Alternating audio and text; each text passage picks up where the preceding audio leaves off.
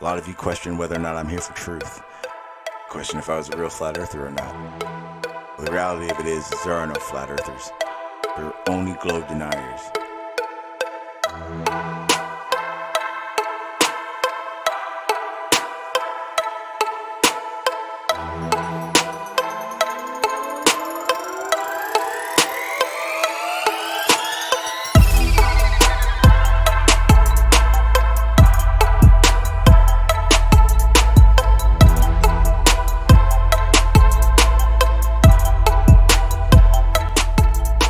Every flat earth evidence really is just a globe phenomenon, explained by the globe. Don't you see that?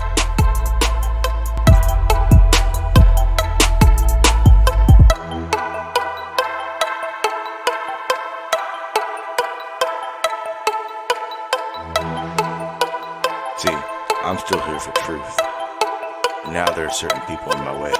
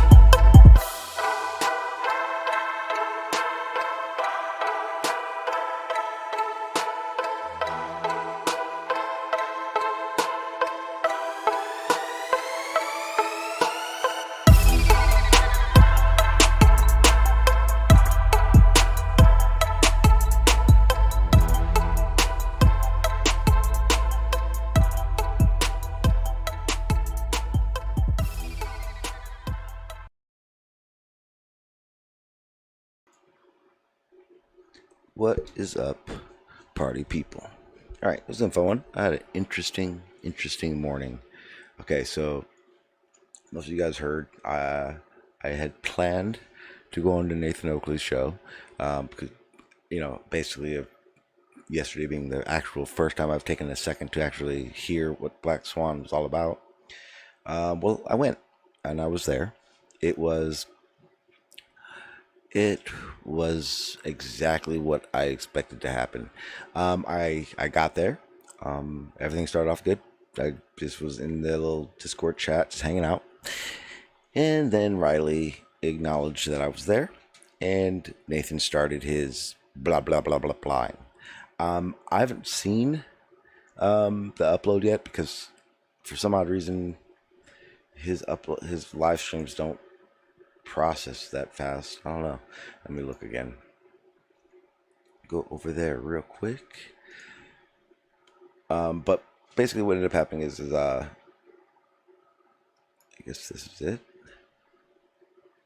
I guess so. Basically, I'm kind of confused on what I'm watching. Hang on. Wait. So, the live streams that he does.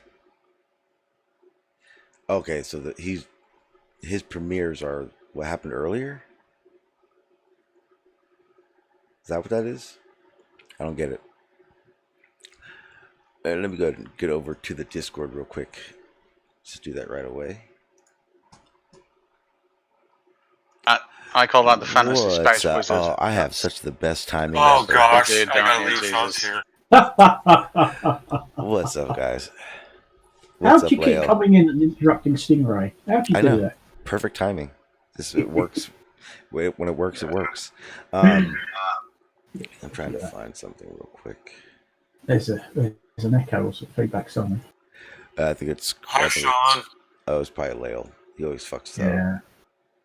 Sorry, Sean. I won't do that anymore.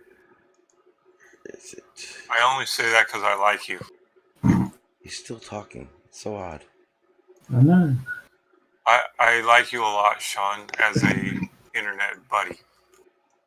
That's not awkward at all. Across the airwaves in your ear. Hi, Sean. I'd stop if I were you. I don't think he gets the hint. Okay, so back to some people heard it. So let me get. I don't even know where to start. The beginning. I basically said I got the only thing I was able to get out uninterrupted was literally me saying the horizon is not. We don't observe the geometric horizon. We only observe the apparent horizon. That was probably the only clear sentence anyone probably heard, because from that point on, Nathan basically just talked shit nonstop until he ended the stream. Some people heard it. It was, put it this way, after I'd done it, Lemon Bird agreed that that was a complete shit show of a panel when I got there. It was bad. I don't even know how to say in words what the fuck happened. He literally just endlessly talked and talk shit for 8.5, 9 minutes. I know he's just out of nowhere shut the stream down because I heard him say it right before he let me talk. It was amazing. That's all I got to say about that. It happened so fast. I don't even remember exactly what was even said. I still have to watch it. I have it recorded. But how do you watch something and watch it again to see if you don't hear yourself at all? But everyone that was there heard it, and I've gotten enough confirmation from a lot of flat earthers that Nathan is a piece of shit. What would be good, Sean? I don't know what software you use, but if you've got any video editing software, if you put the two streams next to each other and made sure they were synchronized frame rate, you could do what's called a delta audio pass, and it'll show you the differences in peaks and troughs, so you'll be able to pick out big red things where you were muted but you were talking. Oh no, I'm just gonna listen. Yeah, I was gonna play it, listen, and I'll know. I was there. Yeah, the guy playing Candy Crush right now. I'm not actually. Ooh. I was about 40 seconds ago, but now I've gone back to doing some work. So when you interrupted me, I was playing Candy Crush. So didn't help yourself. Well, it's free. It's unlimited lives at the moment. What can I say? Darkseed says, you fed into the narrative, right? Nathan is going to claim he toe tagged you. I bet next time S and F comes in, he'll say you were toe tagged. You watch. I wanted to get that straight too. Nathan is a con artist. Here's the biggest reason at the moment.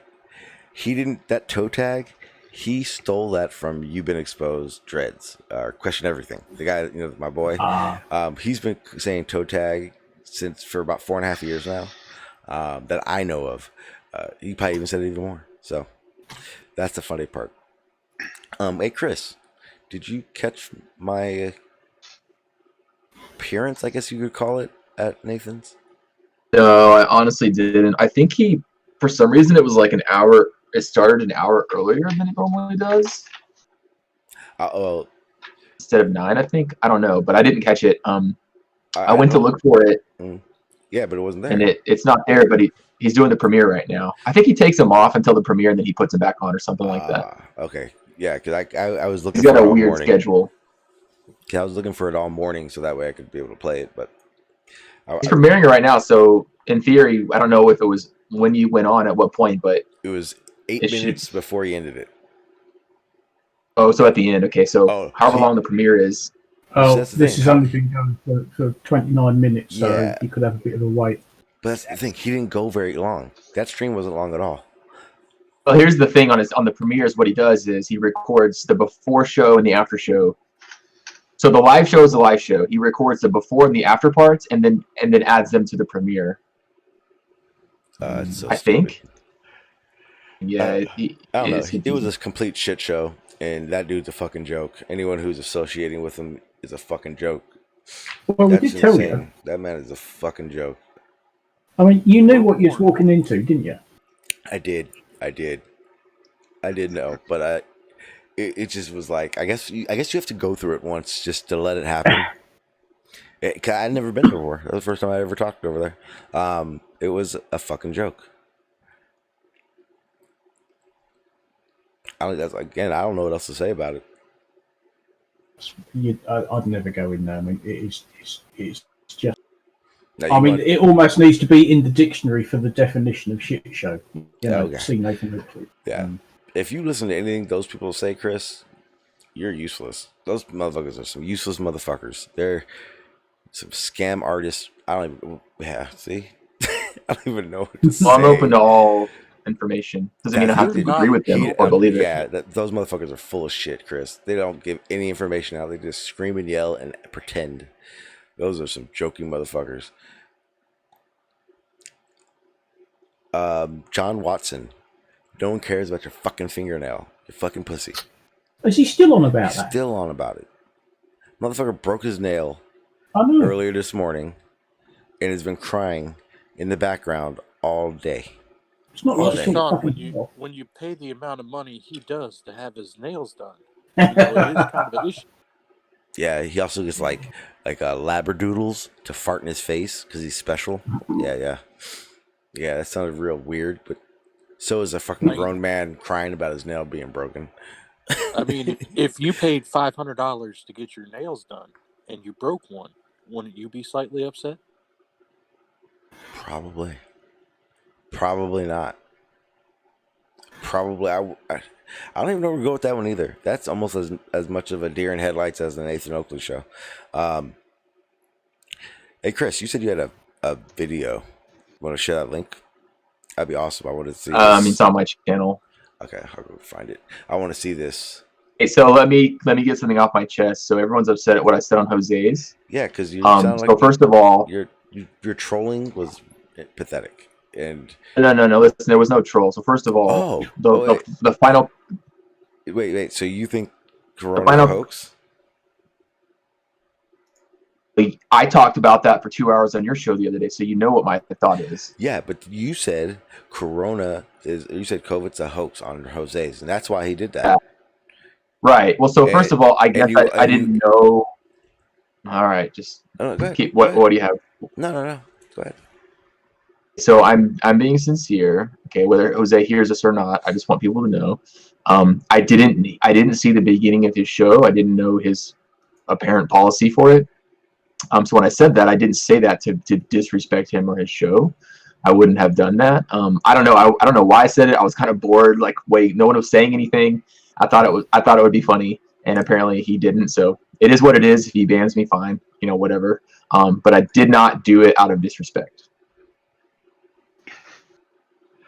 I think the issue, Chris, is saying something like that in this day and age anyway is just ridiculous. And well, that's your opinion. yeah, with evidence. Sorry. Yeah. There's no such thing as an opinion with evidence. Opinions are opinions. What the fuck? There's no opinion. Yeah. What do you think? Wait. What do you think sways your opinion? I'm saying it's an opinion. Whether he says it has evidence, I have evidence for my opinion. There. Sways Do your you opinion, have though? you have positive evidence for your opinion, Chris? Go. So Stingray, you don't even know what I believe about it. Only what you said. If you don't believe what you say, then fuck, we're a bit lost and bad for communication. So yeah, but in that I can't get everything out that I believe in that one sentence. So what I mean by that, and I was on Sean's for an hour and a half the other day, so you can go listen to that if you want. All I mean by that is that the virus might be real, but the circumstance is not real. They're obviously lying about a lot of things. They're lying about the severity. They're lying about what would happen if they didn't, if everyone stayed in at work and stuff. Anyways, I don't want to take it off topic. So Sean, if you want to talk about the boat, I just wanted to throw that out there. Yeah, well, you're wrong. Okay, so Yeah, you are. you uploaded an 8-minute video. I'm gonna play it at twice the speed. I can tell you right now, Chris, this is not okay. What can you tell me without having watched the video, Sean?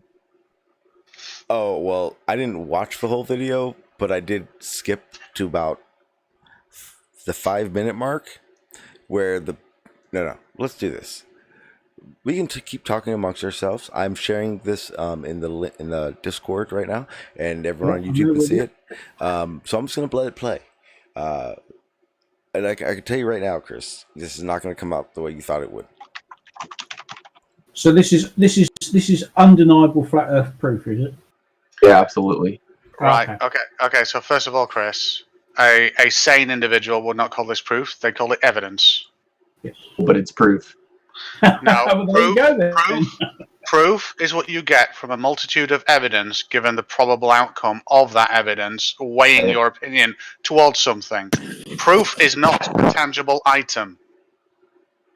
That's not true. Yes, it is. Hey, what's up, Barney? How you doing, sir?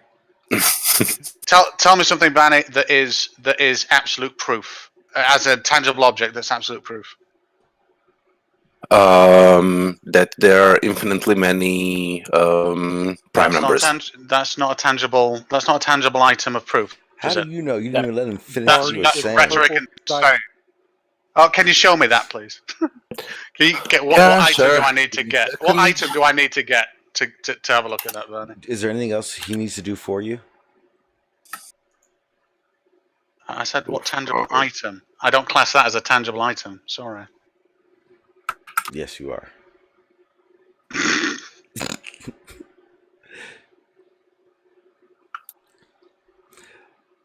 All right, so I'm now starting to see some obstructing starting to occur. So here is Euclid's proof that there are infinite number of primes, Where am I proven looking? by a counterpositive. It is a necessary truth. Okay. Right. I'm not on about The argument- mathematical truths. I'm not on about math. Things that can be proven. Yes, I said tangible. You can't present something tangible as proof. You can present proof in mathematics. Yes. Yes, this is tangible. It is I can inescapable. It is inevitable. It is absolutely true. I can prove why water. I'm not-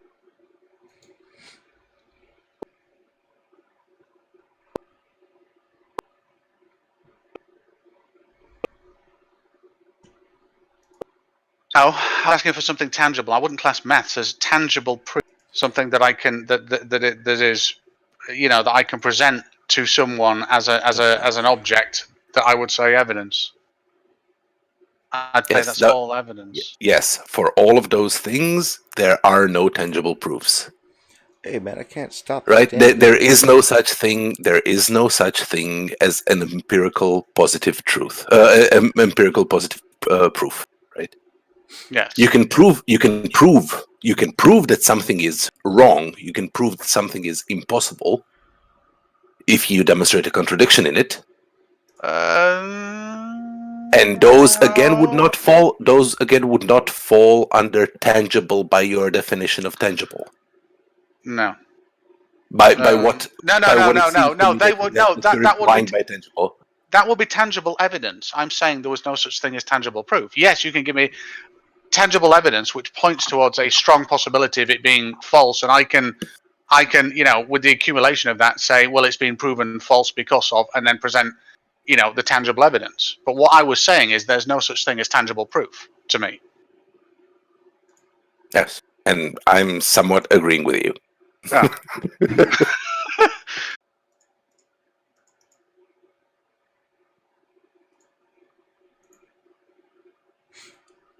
Let me check. No, not yet. Yeah, we're good. There we go. All right, perfect. We're good to go. Where is that screen? There it is. Okay, so what were you saying, Stinger, you wanted me to look for? Oh, no, I just wanted to go back to that map, and I was asking Chris, has he actually, since he's presenting this as undeniable evidence, let's call it that, has he actually fact-checked any of it, and has he got the survey data and done the math himself and had a look at the predictions? I'm not relying on anything in survey data or any of that stuff to base a conclusion off of. Yes, you are. You need the distance. Off of common sense. You need the distance from where you're. Eyesight. You need the distance from which you are observing it from. I can deduce the distance because the person zooms all the way out and all the way in, and not only that, but they back up the data with the markers that are in the water. Wait. Oh, so wait a minute. It's the zoom. Yeah, well, hang on. Yeah, I'm just proving the point that you do need that data. But yeah, I was going to ask. No, you need the data. Hang on. Did you just say that you can tell the distance from the zoom? Mm-hmm. Yeah, I said you can deduce it, which means you can get a good idea of what the distance is. Okay, brilliant. If you can get a good idea, can you tell me what other aspect you would need to figure that out, Chris? Because you cannot do it with focal length. That sounds impossible. You can do it, but you can't do it with just bloody focal length. But you can get it with the markers then, which is really what you're asking for, is the markers and their distances. Oh, right, so not zoom at all then, what you said. Okay, just checking. I think it's a guess, but yeah, you can do it. Okay. Yeah, we don't like guesses. Here's something. This is the most important part about this whole thing, because Channel 9, does he talk in this? So like if I ask you, Chris, yeah, well, I'm asking if there's a person talking. Okay, so it says channel mark number 9. How far is that? Do you know? Again? Do you know how far the channel marker number 9 is in this video that you uploaded? And is flat Earth evidence? It says on there. No. It says channel. It says channel marker number 9. Well, and when they show the map, I think the distance is on the map. I think that one's 13 3/4 kilometers, or I mean miles. Okay, regardless. Yeah, if you freeze frame it on the map, Sean, it gives their distances, which I was trying to validate yesterday before all shit broke loose. Where does it do that? In the beginning part, it does? I don't have the timestamp for it right here, but they have a map, and he gives their distances, which I was trying to verify yesterday. Observation position is recorded on official charts. This video? Observable as a small circle on chart 13230. Yes, this video. Official the one you uploaded of the boat that is easily debunkable and is not any kind of proof for a flat Earth at all. Here we find Okay, because it exhibits every single flat Earth prediction possible, and none of the ball Earth predictions at all. What flat Earth prediction?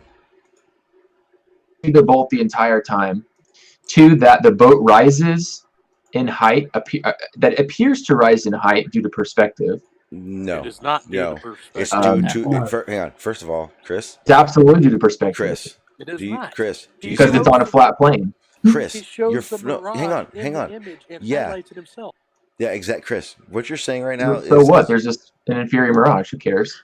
what I've the just got fuck? one question. I've got one question for Chris. In order for an object to rise due to perspective, where would that object have to be? There is a simple rule for this. Can you tell me? This is a simple rule. First of all, Uh, stop mirroring and uploading shit in 480. I sound like Dean right now. In 480. Let's Fucking just Oh look god, it's at yeah, no, that's 2020, terrible. man. source was. Okay, well, that's why this looks so shitty. Second, Well, Chris, it doesn't. this You guys still to this day don't Chris, understand that when you look through something from Chris. 15 miles away, it's going to be a little bit blurry. Chris, Don't you guys there understand that? is the biggest band of miraging, inferior miraging happening under that boat. Does that boat float above the water, Chris? Oh, it's on the water. Chris, if it was a flat Earth, you'd be looking at the That's boat the point. on the water, not a It's boat on the water. no, you wouldn't see a boat on a mirage. It's not a mirage, Sean. Do we have to do this Okay, again? perfect. If it's not a Why isn't mirage, it a then mirage? why do you see air between the boat and the water? How many times have we had this discussion where you know for a fact that the sky can mirror itself onto the water layer and present a false horizon? What? The fuck did... The sky mirrors itself. So the sky's an entity and it thinks, fuck me, I'm going to mirror myself onto that water. How does that work? Oh, come on, Big Ray. I could tell you... No, it mirrors itself. I don't like that. I don't like that. Yes, it's awkwardly phrased. You know exactly what yes, he I meant. do. Okay, shut up, Barney. Shut up. Okay. So, Chris, what you're saying is I'm So looking much. at the reflection there. Is that correct? I guess it could be a reflection, sure. Okay, brilliant. Can you tell me why the boat isn't reflecting? Boat is reflecting. It Can has you an tell interior me mirage. how? Can you tell me how the boat, I barely if it's got. reflecting? Let me. Yeah, it's because you started answering. I realised I didn't articulate my question properly. Can you tell me Go how figure. the boat is not reflecting, and in place of where we would expect to see the boat reflection, there is the sky? Because that would say that somehow the reflection of the sky is passing through the boat, and we know that can't happen, right? In a reflection. And just in case you and just in case you needed it, Chris, I took a screenshot just now and I put it in the Discord chat. So if you want to grab that and then use one of your drawing apps or something, and then circle that the mirroring of the boat under in that band of miraging that you call reality that the boat's floating on top of instead of on top of the water. Oh, I remember what I wanted to say too.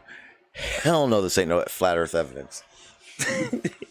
Absolutely. Yeah, no, Chris. No. You know what I see? Why doesn't the boat? Why hasn't the a lot of boat? light bending on this picture? Matter of fact, I think Chris, that the picture I put in that I do have a question. Light I do have a bending. question. No, Chris, why do you see the reflection of the boat? Why do you see the reflection of the boat? Because it's either being reflected off the water or off the atmosphere. Off the atmosphere. Negative. Hold on. The atmosphere. Now, in either reflection, which way is that light coming from to give you that reflection? I don't know. Well, how didn't you know? But, Man, you can tell me that it reflects, yeah, you're changing the world. but you don't know how. In the world. Yeah. I want So, to know. does I Because just Chris, if want we to live on know. a flat Earth, Does everyone not Chris, remember like a month ago we showed the picture of the floating sailboat? You guys were all like, "Oh, it's illuminating, it's floating," and then I had to debunk that using Nick West's website. Y'all not remember that? Actually, Travis debunked that, or didn't even debunk. I debunked that. He just I debunked explained it. I was he on just the explained- show. No, I was on the show Chris, and I shared the link. Chris, Yes, you had what the absolutely. Fuck? You may want to go back. Show. You want to make another bet, Sean? Chris, you haven't had actually, a single from now original on, thought of your from now own on, Chris, anytime you make a bet, it will be to go away forever. How about that? Fine. So you'll go away forever if I'm right. That I was on your show No, when we were talking about the that. bottom organa boat. I said any bet we do from now on will be that way. But I'm going to tell you right now, Chris. Make a bet. You're okay. How about this? Let's bet $1,000. This isn't flat Earth evidence. No, you know what? I can't bet with you because. Hey guys, I just tuned in. I just kind of tuned. Great. John's here. Hey, how's your nail, John? I know. I know we're in the middle of a conversation with Chris, but go ahead. Let's talk about your nail. Go ahead. Well, obviously, that's not important, is it? No. But what I'm hearing here is a bunch of guys who are very, very intelligent in their own fields taking Chris Berry seriously. Are we? It just sounds a bit off. I say different. John. Yeah, John, hey, Chris, present your evidence, John, or go away. That's not what's happening. To the conclusion, Chris, that image is a fake image. Okay, hang on, guys. Talk. Wow, you fucking John? Yeah, dude. Sean, I have a question for you. Yeah. What's up? In that stream that you're showing, beneath the video, there's a Wikipedia link explaining what flat Earth is. Yeah, it says the. Is that what YouTube does to Americans? Yep. Yes. That's so funny. It does it to me as well. It's because really? Because Chris put flat Earth in the title. Yeah. Right. We get that. Try and circumvent the truth. You do not get that in Croatia. Nope. Oh my God! You lucky because bastard. the Croatian government's not free, apparently. So anyways, how is Croatia more advanced than everywhere else? This is Sean. shit. How much do you want to bet that's a real image? Excuse me? How much do you want to bet that's a real picture and a real image and a real boat and real water? Did you take it? How much do you want to bet? Did you take it? No one's making that argument. Has the best handshake. I didn't say you are making that argument. I'm fucking asking. Why are you using it as a straw man? What are you? I asked if it was your picture, stupid. What are you talking about? Hey, let me make this. Here's if it's my picture. Are you saying you have to have first-hand evidence for everything now? Let me make this more clear. I'm not debating with you. We're having a conversation. So your straw mans and all that crap, I don't really abide by that shit. If I ask a question, one that just said this was a fake photo. So let me make this clear again. I asked you. You said, "Is it real or fake?" I said, "Did you take the picture?" What does that have to do with anything, Sean? It's a question, Chris. Are you saying you have to have first-hand experience with every answer now? No, it just asked you a question. Okay. You don't have to be so defensive. So then let's not go there. Let's not go there. You don't have to be so defensive. Okay, so then let's not Sean, go there. you said this was fake. I say it's real. Do you want to bet on it? Oh my fucking God. There is no... Chris, I don't really care about your picture because you are diverting from the picture that I put above that. The one in the video I'm not. I'm proving the point. The one that you uploaded and have yet to answer Sean doesn't want to bet. Okay, Chris. That's fine. Okay, let's bet that there's no mirroring on that fucking boat. Want to do that? I'll post the analysis by Nick West himself, showing you how that's a real image. Chris. And now that you see that the boat looked like it can float, now you understand. So, Chris, let me make this clear and tell you what's not going to fucking happen right now. You're not going to take away from the video you wanted me to share, because we're asking you questions about it, and you are taking it away from that. I don't care about Mick West. I don't care about these videos. Yes, the videos that are fake, Chris. It's already been outed. Everyone's already knows that the video that this image comes from was not a real footage. Just want to let you know that before you do something stupid like bet $1,000 on that. Second, we're going to, and I repeat, look at your video that you wanted us to look at, and we're going to dissect your undeniable flat earth evidence. That isn't flat earth evidence, because again, if it was so undeniable, you should be able to answer those questions that everyone's asking you. So let's see if you'll do that. Chris, are you going to mute me like you were complaining Nathan doing to you? Oh yeah, definitely. But the difference is I'm open. So you got treated equally fair. I'm open about it. Everyone can see me doing it. Trust me, I don't give a fuck, Chris. There's a big difference between what Nathan did and what I'm doing. You are trying to avoid the questions. No. Is that your opinion? That's your opinion? No, it's exactly what you're doing. How do I know that? Because so anyways, I showed Chris, I'm looking at two pictures that mean shit all to me. The picture I Because posted. you just don't understand the concept. You don't understand the art. The picture, Leo, stop. Wait, Chris. him saying anyway. Wait. Is him saying I don't care what you're saying, okay, Sean. Yeah. Shut the fuck up, Chris. We were looking at your video. Are you telling me that the screenshot of your video that I put in the Discord is the same effect that is happening in your picture? The picture you just shared under that. Correct. So you're correct? Okay, show me the detail in the screenshot that I put up there then.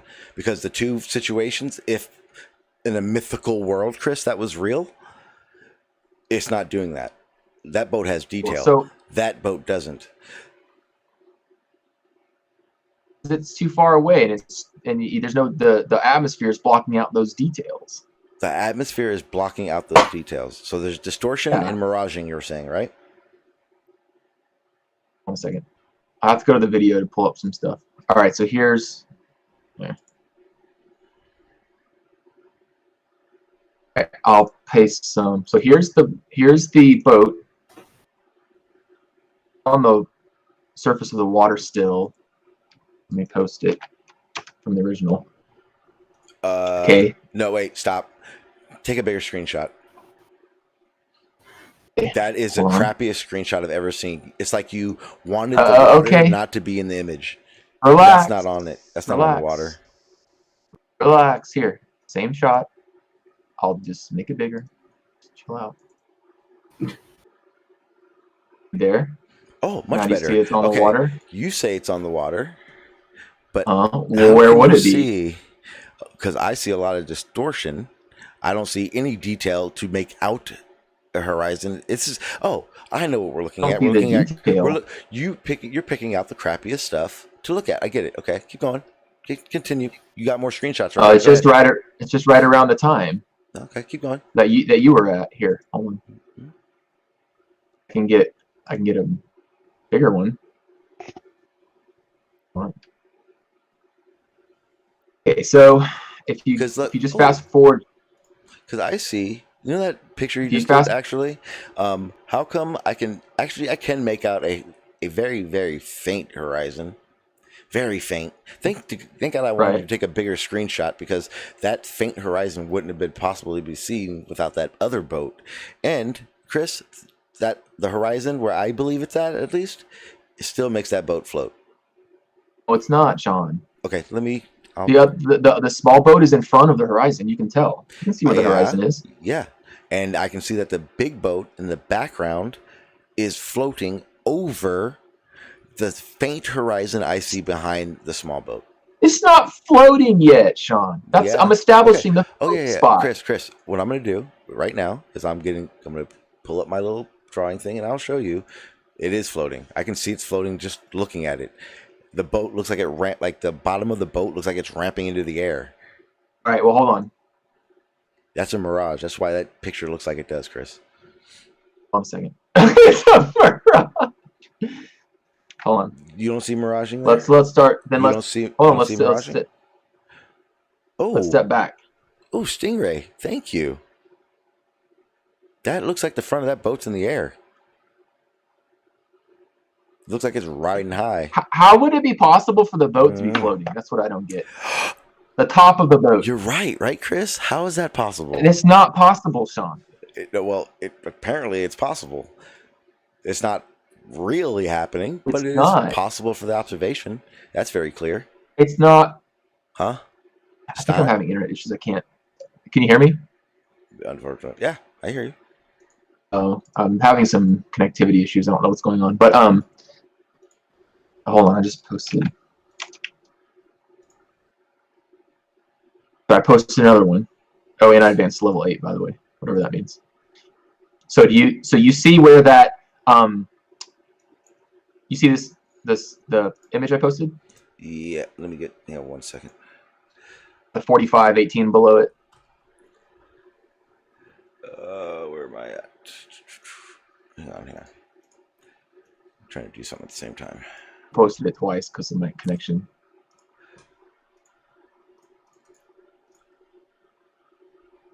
Okay, in the main I chat. See, yeah, I see what you're saying. I see. Yep. Okay. So if you look at the bottom near where the boat hole meets the water on the left side, you see how it's got that divot, that pivot, the triangle looking spot. Yep. And you see it? Yep. Now, if you draw a line across that spot, the water appears to be to that spot. There's going to be what looks like nothing, like atmosphere. But we know that that's not what is happening. What we know is happening is that the boat where that pivot spot is still the actual water line. It's just been miraged out by the atmosphere, the sky, or whatever. Okay. Okay. So we can already establish that the boat at some point is appearing to be above the water line, even though we know that it's on the water itself. Okay, here's the problem, Chris, because and god damn, you guys keep doing this. It's so amazing.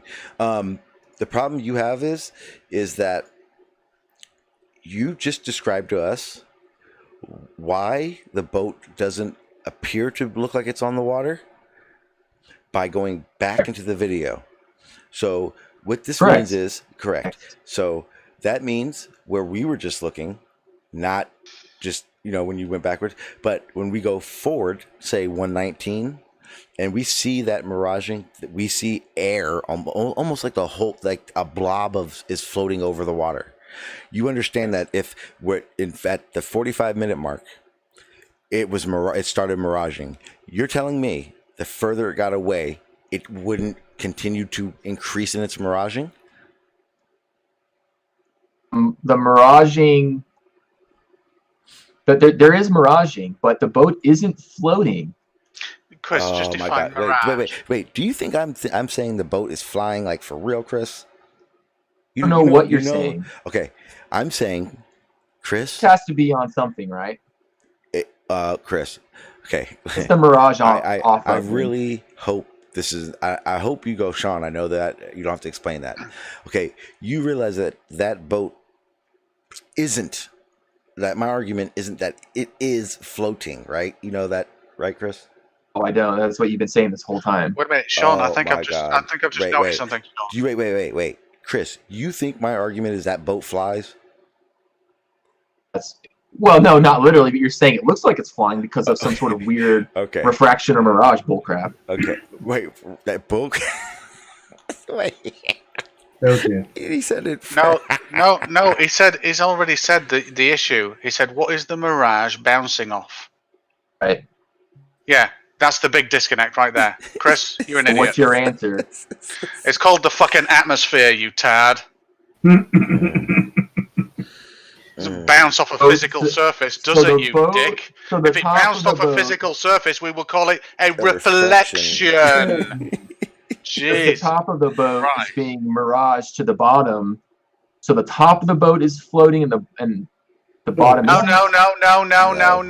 This isn't about floaty fucking boats. We're not in space. It is because it appears that the boat's floating above the water. It appears.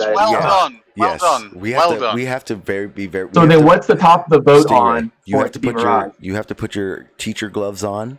And remember that we're talking to Chris, because apparently this whole time he thinks I was talking about a flying boat. That would have been so much better though if you were. Yeah. Hey, Stingray, can you model refraction on your globe Earth to replicate that image? I could, but I'm not going to because I'm actually working busy at the moment. What it is Stingray's a fucking asshole and he won't do any of his models on my channel. But don't worry, Crash. If Jose goes live, he'll do it instantly. No, I won't. Not at the moment, no. Because Stingray does all that stuff, so it's easy to do. I was going through the math on this last night, and I think the distances to the ship are wrong if you listen to the. Well, hang on. Regardless, here's the thing, and Chris, it's odd that you're still doing this, because again, you just fucked yourself at that 44. Wait a second, Leo posted a good image. Hang on, Leo actually posted a good image. You realize that it still shows the boat appearing to float above the water. Right. It looks to me like the boat's actually on the water. Yo, it's actually on the water. No It matter is what. on the water. Wait a minute, Chris. I still think we need to define this. Chris, tell me That's what my mirage point. is. Chris, tell me what mirage is, please. Chris said, hold on a that's second. my point. So Chris Lale said it looks like it's on the water because it is on the water. But everything below that purple line, hold on, everything below that purple line is the mirage. Chris, right. So Chris, oh my God, what is a mirage? Tell me what a mirage is, Chris, please. Can I answer? No, Crash. No. Chris will need, go create. Google it. Go create Cooking with Crash or something. Jesus. I'm still waiting for the first episode. Crash, I think that's a good idea. You and I need to talk about that. Everybody already knows that it's just going to be me stealing credit for Nicole cooking. Yeah, there you go. Yeah, but just do it in a funny way and get beat up. We're fine with that. Hey, Chris. Hey, Nicole. Hello, Nicole.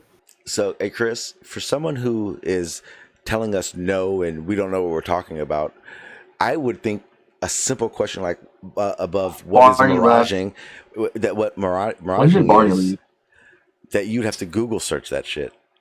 You should know. Oh, I don't have to Google it.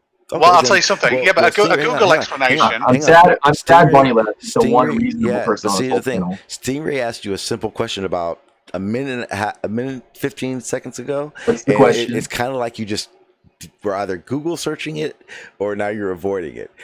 What is the definition for miraging? Not even definition. You could just tell me miraging? just tell me the effect. Explain to me, as if I don't know what miraging is, what a mirage is. Let's see. It's the apparent position of a physical object, either below that object if it's an inferior mirage, or above that object if it's a superior mirage, due to atmospheric refraction. Is water physical? So, hang on, Leo. Right. So you've just told me the clinical definition. So with that, how do you think we could create this image where a boat seems to float? Can you explain to me what would happen if I looked at you and just said, yeah, that's a mirage? Can you explain to me what's happening there? I'm not sure I'm following the question. You know, you showed an extreme example. We've seen extreme examples of boats floating, right? That are apparently floating above the surface of the water. Right. Where it's not fog, where it is actually a mirage effect. Can you tell me how that would occur? Oh no, it's not. It depends on what you mean by it's a mirage effect. It's a mirage effect in the sense that the water has been miraged. In a sense, a better word is camouflage to appear to be what appears to be the sky, but it's still the water. How did the sky get there? I don't know. How did the light from the sky make it beneath the boat? Can you explain to me? It's the atmosphere. It's the atmosphere. Right. So it's not really below the. It's not really below the boat. It's on the same plane of water that the boat is on. The boat happens to be further up the path or whatever. Right. So do you understand that? So the rays from above the boat, in reality, the light coming from above the boat, actually came down and bent with the boat, so that they arrived in a different order and there was a definitive line. The crap that was above the boat appeared both above and below the boat, and we see a line. Therefore, we see sky underneath the boat. Miraging is simply the perturbation of the order of light which is received being different to where it should be ordered in reality. So that's why we have inferior mirage. That's why we have superior mirage. That word I don't know where this is going. Whatever. What's that word? No. So the point there is what did you say? Perturbation, different in values over time. Yeah. When you say that, it sounds creepy. Don't say that. Yeah, it does. I'm not going to say that. But Rumpus keeps pulling me up for saying variance, and I used to like that, but apparently that's just a statistical thing. But no, the point there, Chris. We don't care about Rumpus. Is the point there is the point there, Chris, is we can explain what you're showing, and when we say it's not when you're on about, I don't know whether you're being disingenuous, but when you're saying to Sean, "Oh, are you saying that boat's floating?" and laughing like a little 12-year-old girl, then you're being disingenuous if you know that miraging can exactly produce that effect. And we're on about miraging. Which All the makes your- miraging, which all the makes your miraging which is doing makes is- your whole argument sound poey. No, the mirage is fine. There's no problem with the mirage. All the mirage is doing is Miraging. again appearing to show you what appears to be a physical part of the boat when it's just a mirage of the boat itself. The fact that the boat is going up when it should be going down is the problem. Right, stop there, just really quickly, because this is the point that I asked. Yes. In order for perspective, the rule of perspective, which is actually really fucking simple, or the certain conditions of perspective or that are really simple, how does an object rise up due to perspective? Can you tell me? Yeah, you have to be below the object. Okay, now we have an issue, because it's the opposite. An object or objects Not the going bottom away, of the object. No, not the bottom of the object. Listen. So an object, when we're above it, our eye line is above that object, it will converge to that parallel eye line. If we're looking out to sea, which obviously we would be, it will converge upwards to our eye line. And that would be how it would raise. If you were down on the beach, yeah, maybe the bottom might raise up apparently 6 foot in 90 miles. But you don't really give a shit about that. It's going to be going down. That's how perspective works. So when you say, "Oh, this is perspective," and it's going up, that's patently wrong. And do you know the elevation of what he's looking at from this? Because surely you've worked out on the code calculator, given atmospheric refraction and the height elevation, accounting for perspective, what you're supposed to see here on a globe model in order to declare this is evidence of flat Earth, right? I just posted a drawing in the chat. You see the drawing? Yeah, I'm showing YouTube right now. Yes. Why does it appear that the lines start on the ground are rising? Because they're below your eye line. That's exactly what I just said. In order for it to go upwards in our vision, we have to be above it. If we are below it, they come down, Chris. If you scroll through that video, the top part of it would from a hotel balcony. Or I see what you're saying. So basically, Chris, imagine that those lines, your ground or the orthogonal lines, imagine those are ropes, and you're holding onto those ropes, right? And you're holding them at your waist. If you go below it and hold those ropes up, you're going to see that rope that appear to be going down. Put it below your eye level, it's going to appear to be going up.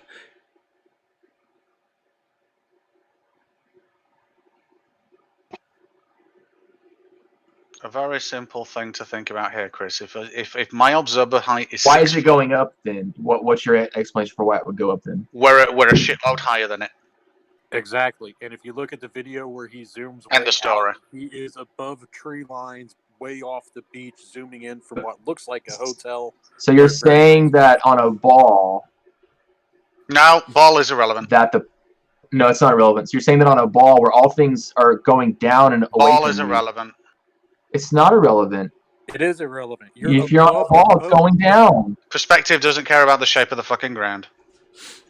You're above the boat. That's what we're trying to explain. This is what my video debunks. I don't think that they're above the boat. The camera height, according to the videographer, is 75 feet. That boat's taller than 75 feet. I would agree with 75. I have it right now. I'm looking at the screenshot at 7 minutes and 39 seconds. The boat's probably 100 I'd say to 150 feet. I don't think a boat's 150 feet. Jesus. Yeah, that boat ain't that big. That boat ain't not that even big at all. Massive one we looked at the other day on Travis's footage. That one was only how tall? That was 160, I think. That was a big bitch. Yeah, that's like 20. That's like 20 decks high though, or something. That was a big bitch. But anyway, Chris, easy way to think about it is this: if you placed your eye line on that boat, would more of it be below or more of it be above, as in the boat? If we divided the boat based on your eye line, is more of it going to be below or above your eye line? below. Man, why are there no Brilliant. clear- So now it goes upwards. There you Right, go. so it goes upwards because of perspective, right? Correct. Yes. Well, haven't I been saying that the whole time? No. No. Yeah. Sorry to interrupt, You- but I can said everybody the boat- please sub to Cooking with Crashes? The link is in the YouTube. happen? Everybody was on me to make a Cooking with Crash channel, so I created one. I'll get some content up tonight. When I cook dinner. Nice. Here's the thing, right? What we're trying to do is what I don't like to do, which is taking little stills of pictures and trying to explain them. If you simply watch the video from start to the end, you will get context as to what's happening to the boat. The boat never goes over any curve and never pops up over the curve due to looming or some weird refraction thing you guys are trying to explain away. The boat's there in video frame. Hold on. The whole time, it appears to go up because of perspective. It's cut in half due to an inferior mirage, and you see it the whole time. It doesn't. There's no way that would happen on the ball. So says this flat earther, but what makes him the truth? Okay, yeah, it makes sense. Anyway, Chris, and what you said is wrong, and this is exactly why. For one, when the boat starts miraging, and it gets getting a certain distance, you can no longer say there's anything that says it's not beyond the curve. But the globe, when it absolutely you can, yeah. I've just got a quick question. I've just got a really quick question. Say that, Chris. I'm sorry, that doesn't work. It's not just saying it; it's saying I'm gonna make it it based off the evidence. Mega quick question. How far was that boat away, guys? Just roughly. At what point? At the end. Miles. How many? Miles. Brilliant. How many? Wait, 20? did you? Oh, I think 20. I think you said. I think you just said miles. I thought he did as well, and they're like, that's not helpful. And how big is that boat, Chris? High, did you say? I don't. We don't know the height. I don't know. Okay, shall we say? You said 100 feet, but shall we say 75? I can figure it out if you pay me, Yeah, Chris. Sean, I'm just if you playing. go- I wouldn't do you that. go to- I wouldn't do that. Okay, Chris. What I'm saying is, without refraction, It is now we at would 6.6 expect nautical at miles that by halfway, distance which is- of 20 miles, 58 foot of that boat to be hidden. We would still expect to see it. What calculations have you done to invalidate this, even with moderate refraction, which it's certainly more than that because the thing is waving around like jelly at some points. So brilliant haze. evidence here. This is It's haze. That's refraction. Here. Haze I'll does post something. not create distortion. Hey, Chris. Do you think haze? From 7.5 miles Chris. to what is it? Chris. 13 miles to 19 miles. There's really no difference other than the angular resolution change. Okay, so there you go, Chris. There you go. That does not invalidate a globe at all because I can see 20 miles and still see the top of that boat. And guess what? Not the At top, you can 19 see the whole miles. boat. You can At see the whole 19 boat. Oh, you can see the whole boat. Can you show me the waterline on the Yeah. last image? At the Sorry, where? look at the bars, the comparison bars. The bars. Oh, the purple bar is the waterline, is it? Yes. Because I don't see that in reality. I think that's CGI. I think you drew that on there. Stop bullshitting us. Wow, this is. It was Crit, hilarious. what the I fuck? was working on coming up with the exact location to verify distances when I just lost interest in doing it because it's a complete joke. It is. You guys are complete. Chris, did you do the bars or did the guy in the video? Stingray, the guy in the video, Stingray just completely trolled his last comment, and this is the joke. Well, wait a minute, Chris. How is do you there? know, wait a minute. Let me just respond to that really quickly. You on the Himawari said the Himawari is all fake because it's got CGI when you can turn on the outlines of the continents. And Yes. I'm taking And a little bit of CGI. piss out of you for having a pink line saying that's CGI. Go fuck yourself. You are such a hypocrite. Stop. Wait, okay, Chris, I'm looking at your little four-way picture, and I got a lot of questions. And you said that the guy who did the upload did these, right? Uh-huh. Yeah. Okay. So I'm I guessing have 10 minutes, that, by the way. Okay, it's fine. I'm guessing that these 3 bars and the lines are distinguishing the size of the boat, correct? Yeah. Size of the boat to the water. So where the water line is. Okay, perfect. Because if Appears that's to be, if yeah. okay, perfect. Because at 13 miles and 19 miles, Chris, the boat is below the horizon in the guy's video that he uploaded, and he made those markers. Oh, he is literally it's not showing below the yes, horizon. yes, Chris. Shot. Okay, let me ask this question. At 7.5 miles, Chris, at 7.5 miles, are those 3 blocks giving you the height or the size of that ship? At that moment, yes. Okay, in 10 miles, is it doing it? Yeah, but what you see at 10 miles now is that you already see the inferior mirage on. presenting Yeah, itself. okay, that's not the question. Now, at 13 miles, do those 3 blocks represent the size of that ship, Chris? Represents the size of the ship before the inferior mirage, yes. What's the pink line, Chris?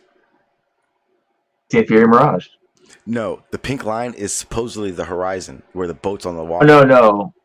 Yes. If you listen to the video, that's exactly what he says. Chris, your evidence, Chris, your evidence is literally showing. Yeah, perfect. Because your evidence is literally fucking showing right now that those 2 pictures on the bottom, the boat's below the fucking horizon. And if you take the Chris, let me ask this question again. The 19 miles. How is it showing that? More than what it is. Chris, let's do this one more time. Okay. The 4-way picture. At 7.5 miles, the 3 blocks represent the size of the ship, correct? We've already said that, Sean. Yeah, you said, yeah, okay. And this is why we're doing it again. So yes, right? The first picture, yes? Yes. Okay. In that first picture, why isn't there a pink line? There's no miraging yet. No, because the horizon is still in front of that boat. That pink line, if you listen to that did you even listen to the upload, Chris? Yes. Okay, so you do know that pink line represents the horizon. It represents the apparent horizon, yes. Yeah, yes, perfect. Then in the bottom 2 pictures that you just shared to us show that boat is fucking below the horizon, Chris. You just showed globe evidence. It's not. No, that doesn't mean it's below the horizon. That means it's okay, that means that everything below. Hold on, everything below the purple is due to atmospheric refraction. But the purple represents the horizon, and the boat ship is a constant height. Therefore, it's below the damn horizon. Yeah, you're showing a boat below the horizon right now. Oh, it's not it's you can't tell where it is because of the mirror frame. Wait, Chris. Okay, first of all, the guy who uploaded this video made those marks. Am I wrong? Well, yeah, but that doesn't mean they're perfectly on spot where the actual horizon is. It's supposed to be your flat Earth evidence, Chris. And he knows nothing about it because Chris oh my God, Chris, you are literally. I know everything about it. You guys thought the boat was floating above the water. No, we didn't. No, Chris. we didn't. No one did. Oh my God, I said that today on Jose's show. Yeah. The only way you guys win fucking arguments is I'm going to assign you an argument that is ridiculous so I can argue against it. Hold on. In the 4th picture, what's between the dark blue and the boat? Listen, Chris, give up now. In the last the picture, is getting really deep. Honestly, no. Listen. Hold on. No. It's below the horizon, Chris, in your own evidence. Oh my God. Today just became the best day ever. I cannot believe you just... Chris... Okay, so everyone in YouTube, I want you to know exactly what's happening right now if you just got here. The pictures you guys are looking at is a 4-way picture that Chris Berry shared with us. And we just came to the conclusion through the uploads narrator who tells you that pink line represents the fucking apparent horizon. The blocks represent the that's not what they say. It represents the inferior mirage of the boat. Go back, okay? Inferior mirage. First one, look. Okay. Then Chris, your pictures show it. Yeah, on this boat, you do see how those 3 blocks go down all the way, right? That shows right there. You don't know where. You don't know if the horizon and Chris, the inferior mirage are perfectly in sync. We don't know that. Should be riding that pink line the whole time. It should never be below that. It's not below it. It is below it. It's below it in 2 of the pictures. Not below it. You show it in 2 of the pictures that you showed it in a 4-point picture. Everyone's looking at I it don't right understand now, how you are you looking at a different picture? Anyone who says that those 3 blocks don't extend below that line on the 2 bottom pictures, you're a wackadoo. You've lost your fucking mind. That's. I mean, this isn't even up for debate, Chris. Those lines. All it's showing is that all it shows is that the horizon is rising. Did you just use No, wackadoo again, in a live stream? Again, yeah, I did. And Chris, you're just moving your goalpost now because that line has been 3 different things for you now. Which one? I'm moving goalposts. Yes, you are. You have every time. And that's why I keep asking you over and over again about those size of those blocks. Chris, honestly, Chris, you got to stop. This is bad. This one is. Yeah. This is. I mean, can I ask Chris a question? Hold on a second. Here, let me post something else that shows the same effect on a different boat. Okay, you notice on the one I just posted. Already. We did this too already, Chris. You're like Travis now. Why are you showing the same shit? Sean, I'm making a point. I know. Everyone's looking at it. As the boat goes out into the distance, that horizon line, it rises, and guess what? That boat appears to rise because it's on that same flat plane of water. Why? If it was on a curve, it would be going down. What makes you think it's rising? The black line from the first picture to the second, from the left to right. No, Chris. The way that you determine if it's going up or down is put a line on the top of the boat. Keep that line on the top of the boat, and then you realize it's going down towards the fucking water. It's not going down. Chris, this is ridiculous. You do it again. Why would it go down? Why would it go down, Dean? Due to perspective. Oh, why? No. Well, it would slightly, but also because of the curve. These are all your pictures. Yeah, and they're straight out of your video. What would happen on a flat plane? And I think we went through this on a previous stream. Yep, we did this. We went through this with you. Yeah, because on this stream. This is the one where the big ass. This is the one with the big ass ship that's sitting in front of it. Why is the boat floating? It's not floating, Chris. Why do you think the boat's flying, Chris? Why? Why does it appear to be floating? Boats don't fly, Chris. Why do you think the boat's flying? Reflection can happen over a flat plane. You're right, it can, but not in the way we observe it. And why does it appear the boat's floating, Sean? Miraging. Is it going? The top of the boat is floating. What? No, nothing's floating. Why is the top of the boat appear to be floating? Boats don't fly. Miraging. Flying. I just said it. There is miraging. But the top of the boat isn't being miraged. Oh, at the top of the boat? You didn't ask me about the top of the boat. Okay, what about? Yeah, I've asked. That's what I've been asking. Okay, and why does the top of the boat appear to be floating? Chris, this was your video, wasn't it? Wait a minute. You took Why this are you one? asking? Wait. Okay, we're looking at the pictures you just posted, right? Yeah, the one with the 4. Okay, with the little black dots in the first 2 pictures that aren't in the second 2. Yeah, because the boat was moving. Yeah.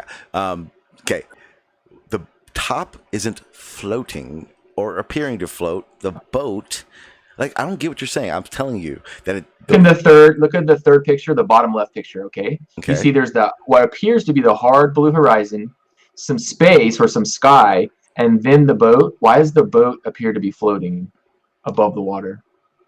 Miraging. Because of the mirage. I think it's the bottom half.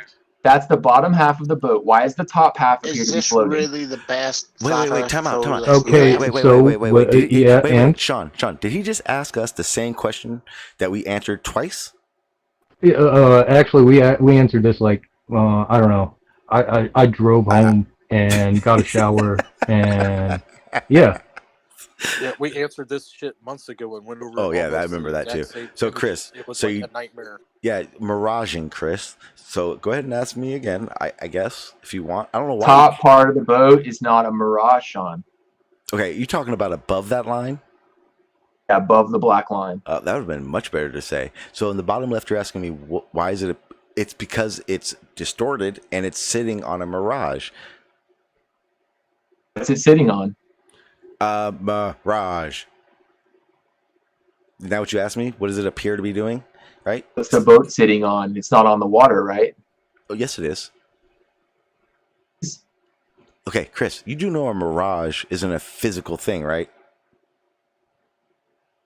It doesn't know what a mirage is. I'm getting this opinion. I told you what a mirage was. You've read a definition. Reading a definition and knowing what one is two entirely different things. One is being able to read. Here, the other is knowledge and understanding. I do have to go for a meeting. I said that. Yeah, you did. A few minutes ago. Yeah. What we have here is the same exact situation. You have a boat that starts close. You have the black line representing the mirrored line, and as the boat goes away, the mirror line actually rises in height. How do you know that? Up to a certain point, of course. How do you know that? Because you can look at the top left to the top right, and you can see that the boat appeared to. Yeah, how do you know? I'm asking, how do you know that it appeared to rise? I have, Sean. This isn't news. I have these pictures all day long. I can keep posting them. How about the video? Send me that video again. Here's another one. Hold on. Here's another one. Just closer really you quickly, are, Chris. the closer the mirror line is. I remember that one too. This is where Chris starts. This was like Chris's whole I know refraction. No, all flat Earth is through mirage, refraction, heavy distortion, wavy jelly mess. Chris, have a look at this. That's not a wavy jelly mess. It's a traditional sailboat. I've got it on double speed. I gotta go. Just check this really quickly. Look at this. Look, and it's going away. Yeah, where are you even showing this?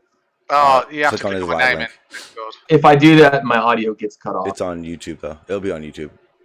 I don't see it. Chris, I do gotta go. Yeah, but I'll wait for your comment on this next time. Bye bye. I think this is a fantastic example. Look at this. Very sharp horizon line. It's undeniable that this horizon line is in front of the ship. And as Big Blue says, how the hell does this happen on a flat Earth? It just does not. This is the top half of your visual frame. No, without magic. Without magic. Simple. It's just perspective. The top sandwich. Okay, stop. It's just perspective. Can you explain to me what part of perspective this is? That's the part where you're so close to the ground, you only have an sandwich 6 feet above and below your eye line with some waves.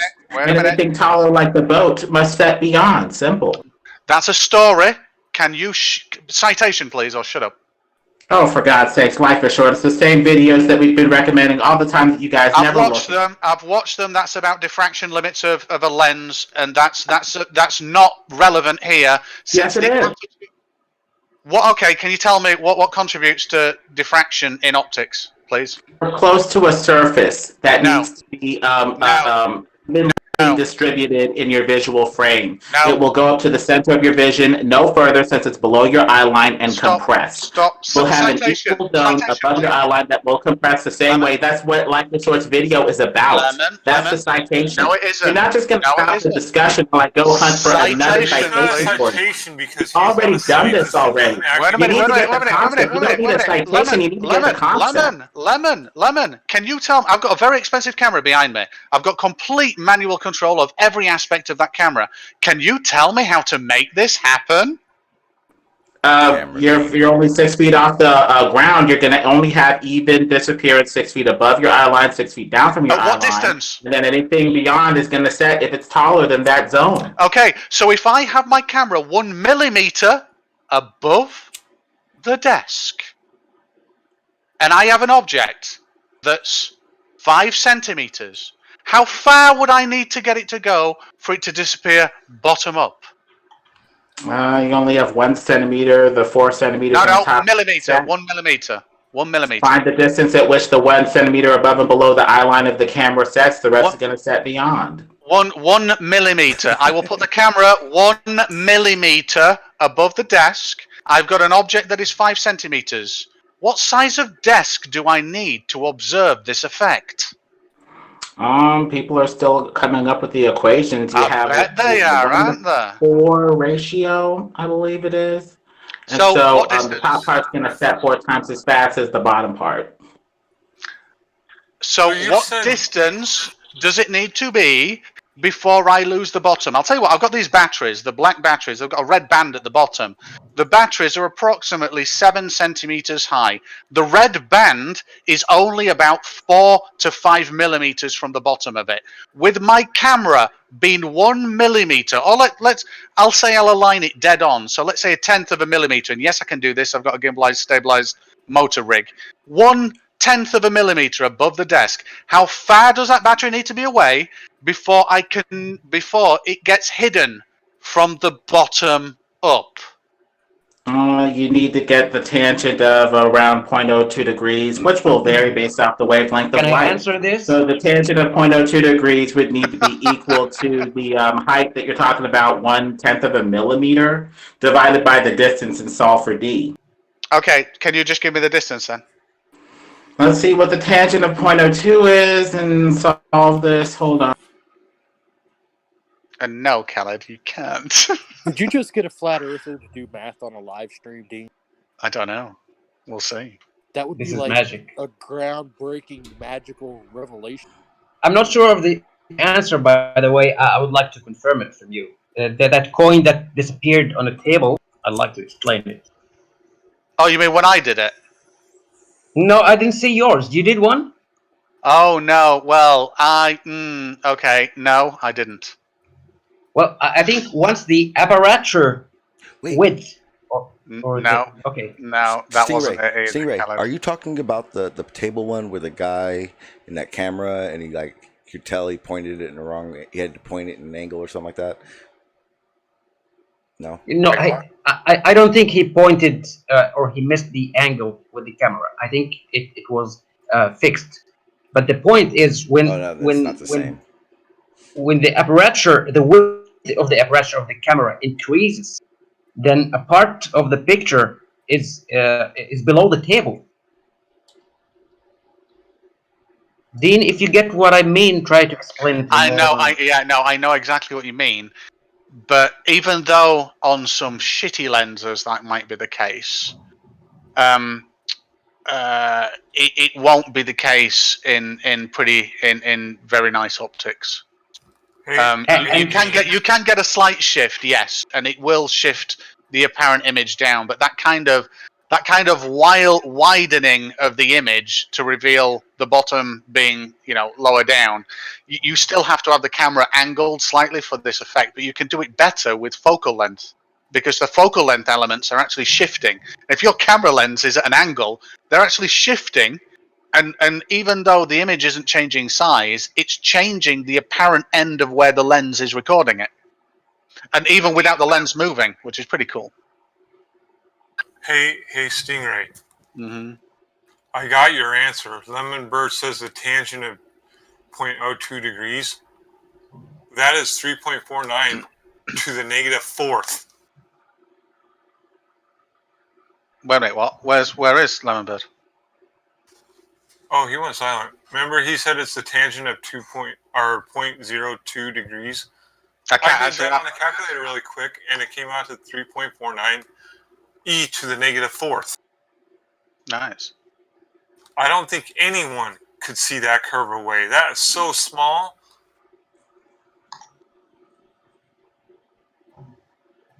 Now, how do you get the distance from that, though, Lemon Bird? I think Lemon's gone, has he? No, he's still here. He's still here. Lemon Bird, are you there? Sean, did you see the picture that I made? Yes, I'm looking at it. Scroll up a little bit. Yeah, the fucking weird bendy curves. It only took push to talk. Sorry, I got 29 meters.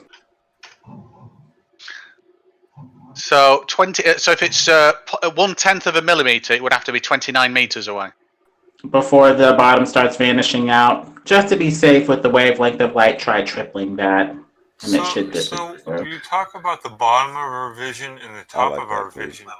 How come the sun, being 3,000 miles above the surface of the Earth, has to? How come we can still see that? Shouldn't that be above the center of our vision, and it should vanish away? It's higher up, so it has a wider angle, and it keeps that wider angle for longer, since you can see further up than you can forward. It's all about the angles. If you've ever looked at a pizza, notice how the further away you get from the center of the pizza, the angle keeps opening up wider and wider and wider.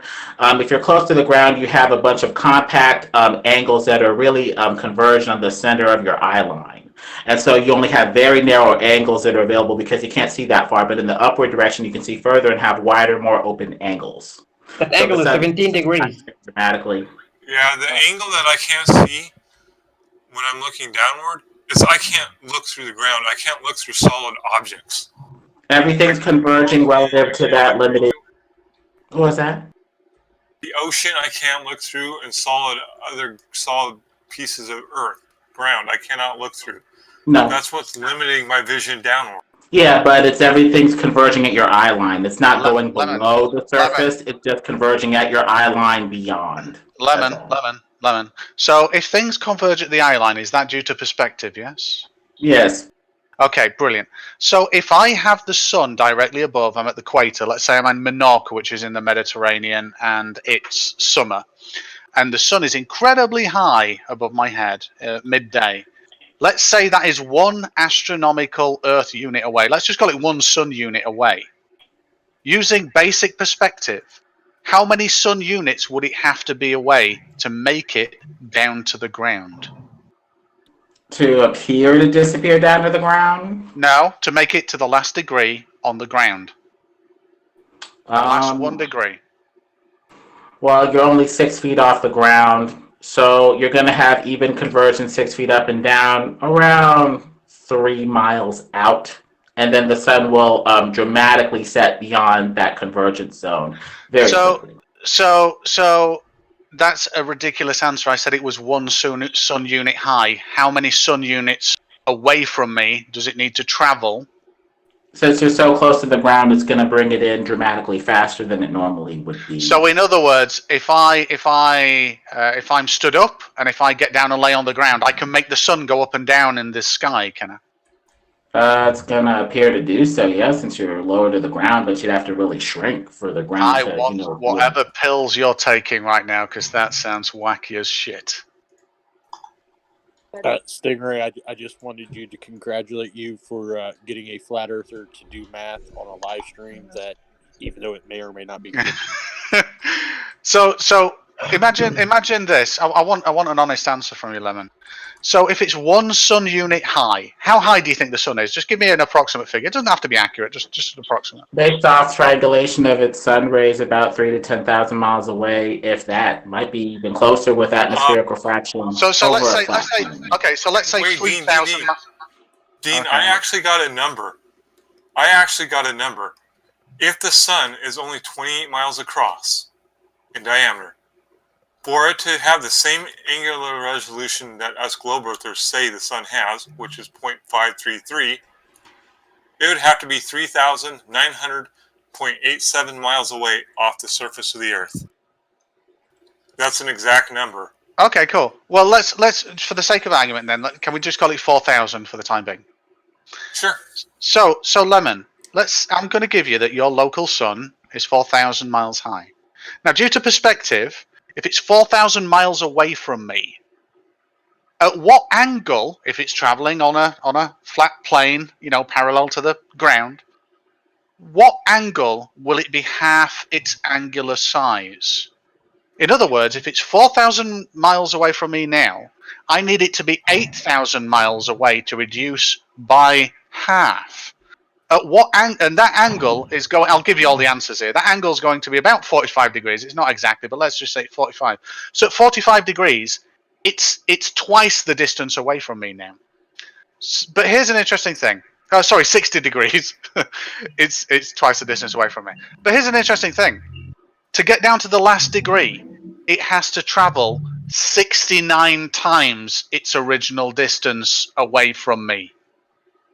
69 times. That's perspective. Right? That only works if it's centered at your eye line. Right. If so it was much higher than your eye line, those rules change dramatically. Listen. No, eye line, nothing. Recording it with an imaging sensor.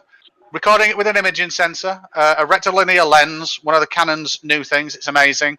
And angular size is not an issue because I'll use a telebooster I'll use a telebooster and I'll use listen. So now, in order to get down to the last degree of my vision, This object that was 4,000 miles away from me when it was above has to travel 276,000 miles in a straight line away from me to get down to the last degree of my vision due to my camera's vision due to perspective. And guess how much smaller that would be? It would be 1/69th of its original size. Now, no human being, no eyes, rectilinear lens, flat sensor. Go. Yeah, but since the object is so high in the sky, it will set at a faster rate and much more dramatically than it normally would if it was centered at your eye line. Wait. Perspective, motherfucker. Perspective. Do you want me to link you to what perspective is?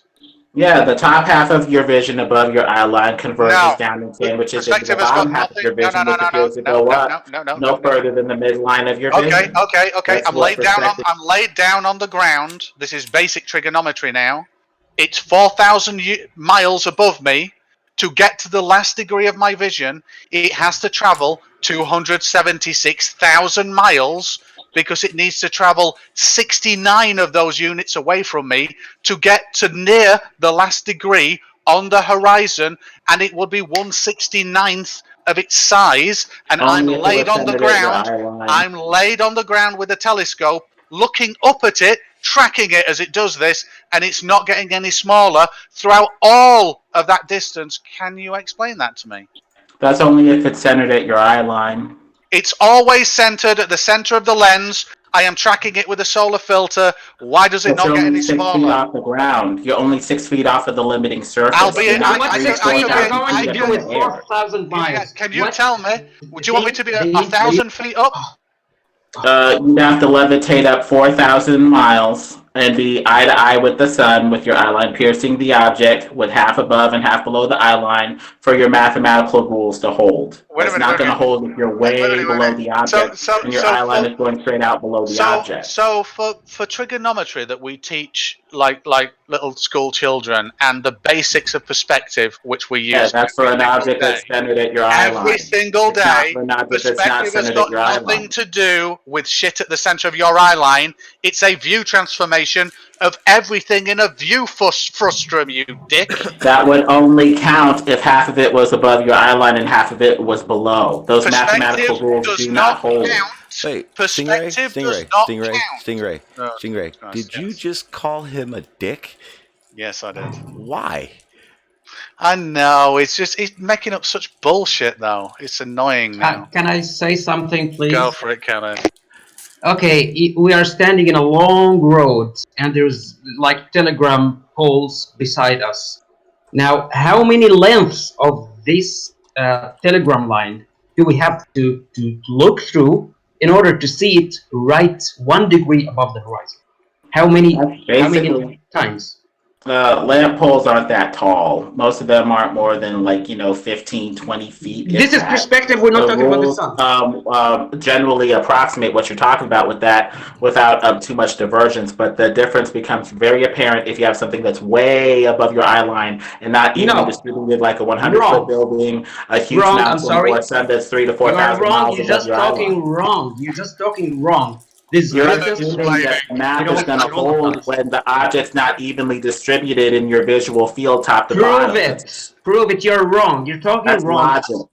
It'd be better. No, it's not. That's your logic. You're talking wrong. It'd probably be better to go. Can you explain it? Okay, so you're saying that.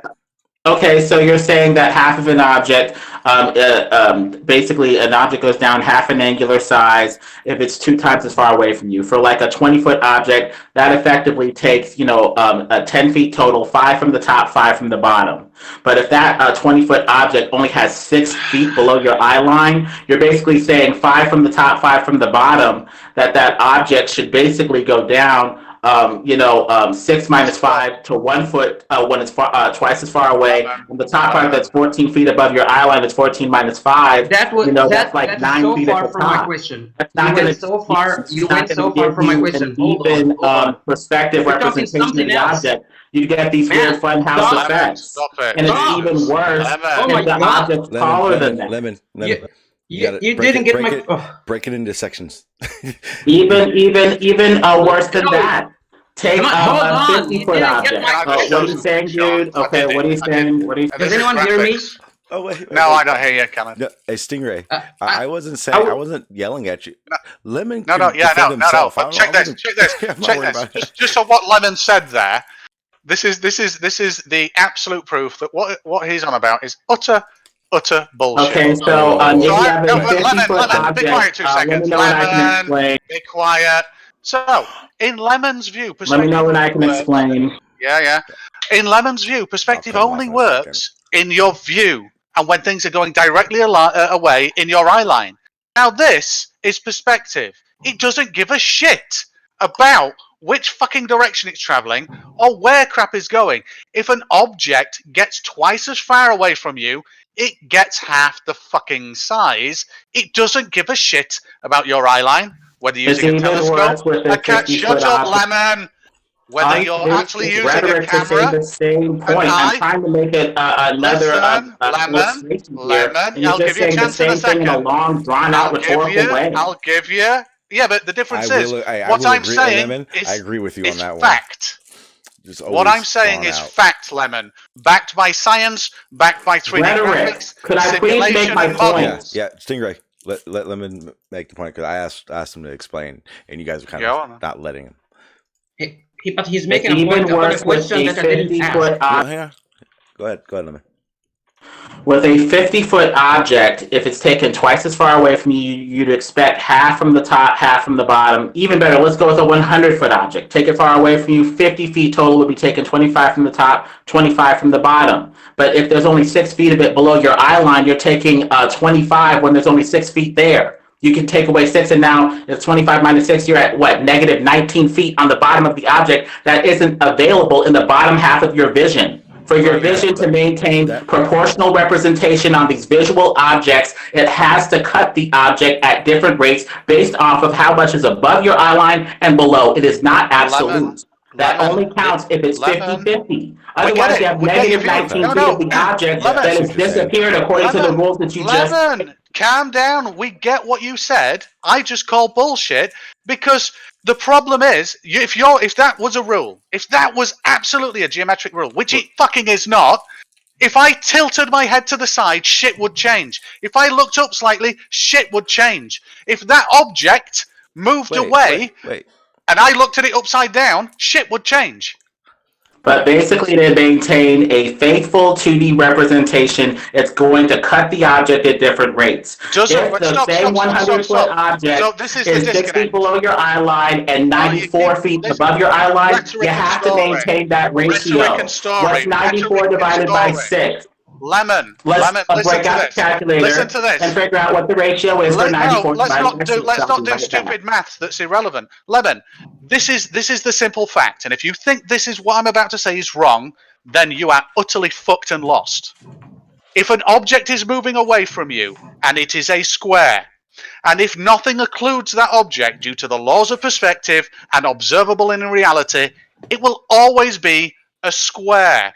If it moves directly in a vector away from you in any direction, it will always be a square. If half of it is blue and half of it is red, up and down, and it's in your eye line, and you're on the floor and it moves away, you will always see both colors equally until it vanishes to nothing. This is a law. You cannot break this. If you can, show me, because guess what? It changes visual effects. It changes 3D graphics. It changes fucking maths and trigonometry. And let me guess, and then you get to be rich too? Oh, yeah, Brian's going to make me rich. Well, the thing is, you muscled in on that, Sean. I'm not happy. Well, you got to maintain the visual ratios because the top part of an object that's 100 feet with 94 feet above your eye line and 6 feet below is a 15-to-1 ratio. So these ratios must be maintained to give you a faithful representation of the object. It's not just going to be this absolute halving amount. Otherwise, you're going to get negative 19 feet of missing object to take away from the bottom half of your vision for the math to work out. Quick question. I can go out and I can have a 360-degree camera. Listen, because this is interesting now. I can have a 360-degree lens, yeah? 360 degrees, everywhere. It looks around. There is no center of the fucking vision. It's still the same thing because the light rays have to come into the camera and be focused on the back of the camera. It's the same with your eye. It's the same principle. Listen. Now an object moving away, this is a law. The object is going to go if it's down. half above your eye line and half below. It In a doesn't hold if it's not evenly 360-degree distributed. camera, there is no eye line. We are not using eyes. No eye line. Because So of the here's the thing. uneven. Listen, Lemon, please let me finish. So when that object goes away, due to perspective, it will scale in our 2D viewing plane uniformly. Yes. That means no, it will not. It can't. There's not enough of the object below the eye line. Show us that. Show us like that. This. So an example would be a rocket or a plane flying high, taking off from where you're at. You're going to see that plane disappear. This is like the whole argument with the sunrise sunset. When a plane goes off into the sky and it disappears into a dot, that's what Dean is saying. But when you guys are saying that it has to do with obstruction in these boats, then when we're talking about these planes and rockets, there should be some bottom up happening on those, and that does not happen. But the thing is, it depends. What were you saying? I was asking Stingray if that was what he was basically trying to. No, the issue is, Lemon. I get what Lemon's saying now. He's saying that there is some weird rule, and that rule exists in our reality, and it is dependent on observer height. The problem is, none of that comes into perspective calculations, not one little thing, and it is not what we observe in reality. Like I said, I've done tests where we have an object, and it's got two equal colors on it. It was a rectangle, two cubes, and they go away. It doesn't matter what you do with the camera. It doesn't matter where you aim the camera. If they are in the view frustum, that perspective transformation sticks to a simple rule. It will uniformly scale down in that 2D viewing plane based on distance, and it simply decreases over double the distance, half the size, on both the upper and lower. And it doesn't matter where the camera's looking, doesn't matter whether the camera's upside down, it doesn't matter whether the camera's looking up, the object's going straight up, or down and the object's going straight down. This is a view transformation, which is in 3D graphics, in absolutely everything. It's how architects do things. Ancient Romans knew that. I was pretty much right. How the hell does this kid not? What I just explained is exactly what the hell you just said in a long-winded Deanologue. Yeah. Jesus Christ. Well, the problem is you're forgetting about the ratio. What you say counts for the evenly distributed symmetrical zone above and below your eye line. For that zone, yes, your rule holds. But because of the ratios of the object above and below your eye line, it's not going to disappear at the same rate. In the bottom, after you take that 100-foot building like twice as far away, it'll go, if 6 feet of it is below your eye line, you take it twice as far away, it'll go from 6 to appearing to be like 3 feet tall. And at the top part, you're going to take away 3 feet. But in the bottom half, that's 3 to 6, that's half. But in the top half, it's 94 divided by 3, which is a much different ratio. Lemon, you can surmise this quite simply by saying you don't think perspective works the way everybody else does. You think it works if it's centered at eye line, but if it's way taller than your eye line and it's not even top to bottom, you're going to get different rates from the top and the bottom. That's all. Yeah, what's going on? What? Right, Lemon. Perspective, according to you, works differently then in a horizontal field compared to a vertical field. How do you justify that? Your eyes are distributed laterally over your head from left to right. You're going to get more visual information left to right than up to down, which would make the up to down the limiting thing. And also, when light goes through your eye, it is flipped like a camera obscura, meaning there's going to be a zone of inversion, a line where it goes and flips from right side up to right side down. So now the light rays need to be far enough apart for the inversion to be noted and for you to make a 2D image.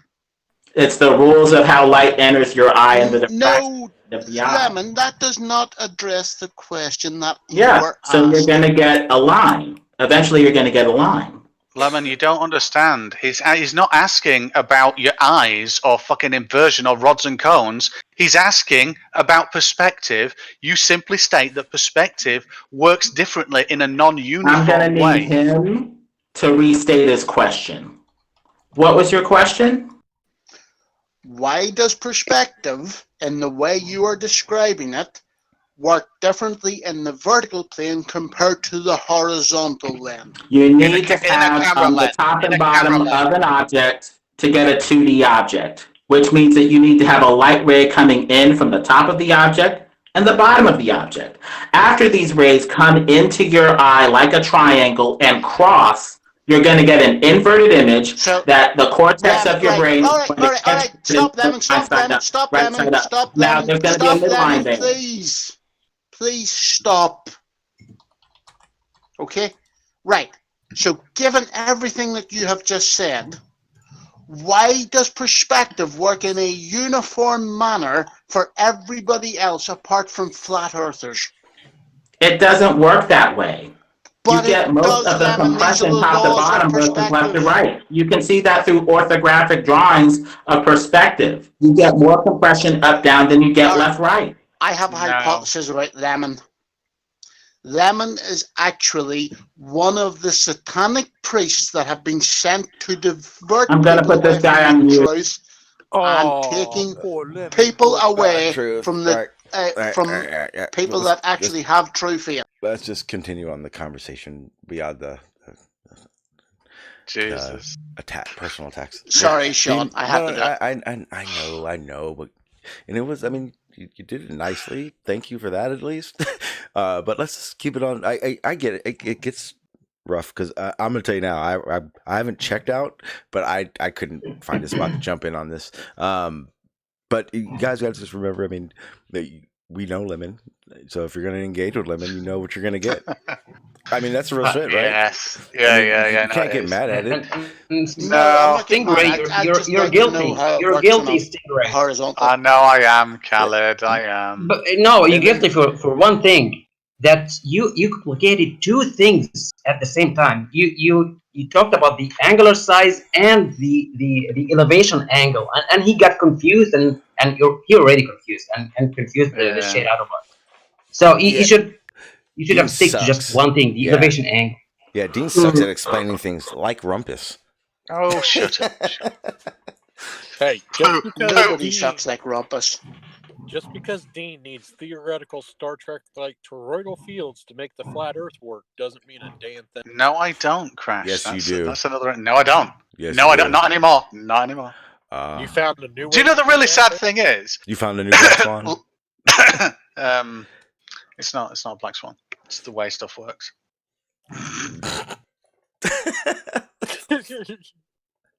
Don't term it. Don't switch the flat earther on right now. Fuck done better job than Lemon. Bring it, bitch. Bring it. I challenge you to a debate, Sean. That would be amusing. Right, so I wish you would. Right. I wish you would. Can I actually ask Lemon a question, and a genuine question? Nope. No. He left. No. Yeah, he's not here anymore. All right, so can I ask Chris then, because he came back? Oh shit! Good luck with that. I think you get more out of Lemon. Chris, is it not disappointing that after 5 years, that people like Stingray can provide more compelling arguments for flat Earth than the guys that have actually been researching it, supposedly like yourself? No, because he got those ideas from flat earthers. No, I didn't. No. Jesus Christ! I'll tell you what. I'll tell you what. You said you got your toroid idea from a flat earther, is that not right? Yeah, he did. He probably No. Wait a minute. No. I can answer honestly. No, I did not. Then who gave it to you? Because I know for a fact you said you got it from someone else. You're right. You are correct. But no, I did not get it from a flat earther. You got it from an EU. Yeah? You got it from an EU person. An EU person. Electric Universe. No. Well, I don't know. He probably is. Yeah, it probably is. What's that guy's name? No, it wasn't who you're thinking of. Not He's the only EU person that I know. Yeah, no, you're on about smoky, toady, chilled out dude. You're talking about Mr. Graham. Yeah, that's it. Graham. No, but no, it wasn't Graham. No, it wasn't Graham. But it's someone that loves the electric universe. He'll show up. And it wasn't. But wait a minute. It wasn't his idea to do what I did with it. He just said, "Imagine this in the middle." And I thought, well, that doesn't really work. And then I was pondering, and I thought, oh no, hang about, I could do something else. But right now, no, Bandy wouldn't give me that. Okay, you're right. but anyway, I've got about three or four more. I help you with the mirror, the mirror dome. I've got about I'm not using that though. That's ridiculous, Callan. I've got about 3 or 4. I've got about 3 or 4 really good arguments, and on some of them I've never heard presented before. And they, in isolation, solve things, which is something that flat earthers fucking don't do. So, yeah, I'm looking forward to it. You sound like Chris Berry. Magic. No, none of this is fucking magic. You guys know me. I will not present magic, but I will. Have you made? I haven't been listening. I just got off a work meeting. So are you saying Dean's made even more progress, or just sort of same as he was doing before? Oh no, I can't show you the progress, Chris, because I'm saving it for a debate. No matter how much Sean wants to fucking get a heads up and pass it over to his little buddies. Okay. This is like you're going to be like a flat earther and you're debating on globalism? Yeah. When and where is this, and who is it against? It's against Fight the Flat Earth and Team Skeptic. Good luck. Oh no, piss. They're going to double team your ass. Yeah, no, they're not. The dipshits. He can't wait for it. That's what got Dean in the door. You actually don't like them? No, it's not that. It's the fact that he's up for a challenge. I like Team. He's cool, but Fight the Fire Earth, he's like a lesbian, and he keeps fucking. He destroyed the. He's like a lesbian. Oh yeah, he looks like a lesbian, big time. I don't care. I'll tell him. I'll tell him that to him. He does. But what really pisses me off is, remember, cool story, bro. Yeah, I listened to that dude. He played that shit on a street. He said it like 75 times. Then Nathan started saying that shit.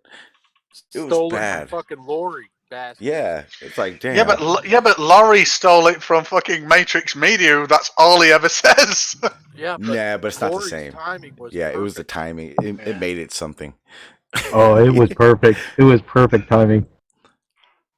And we all steal sayings and phrases from people. I'm so over. Like, but anyway, this person said this first. They own it. That person got it from someone else too. I guarantee you. But no matter what, that lesbian ruined it. Chris, you don't believe in gravity.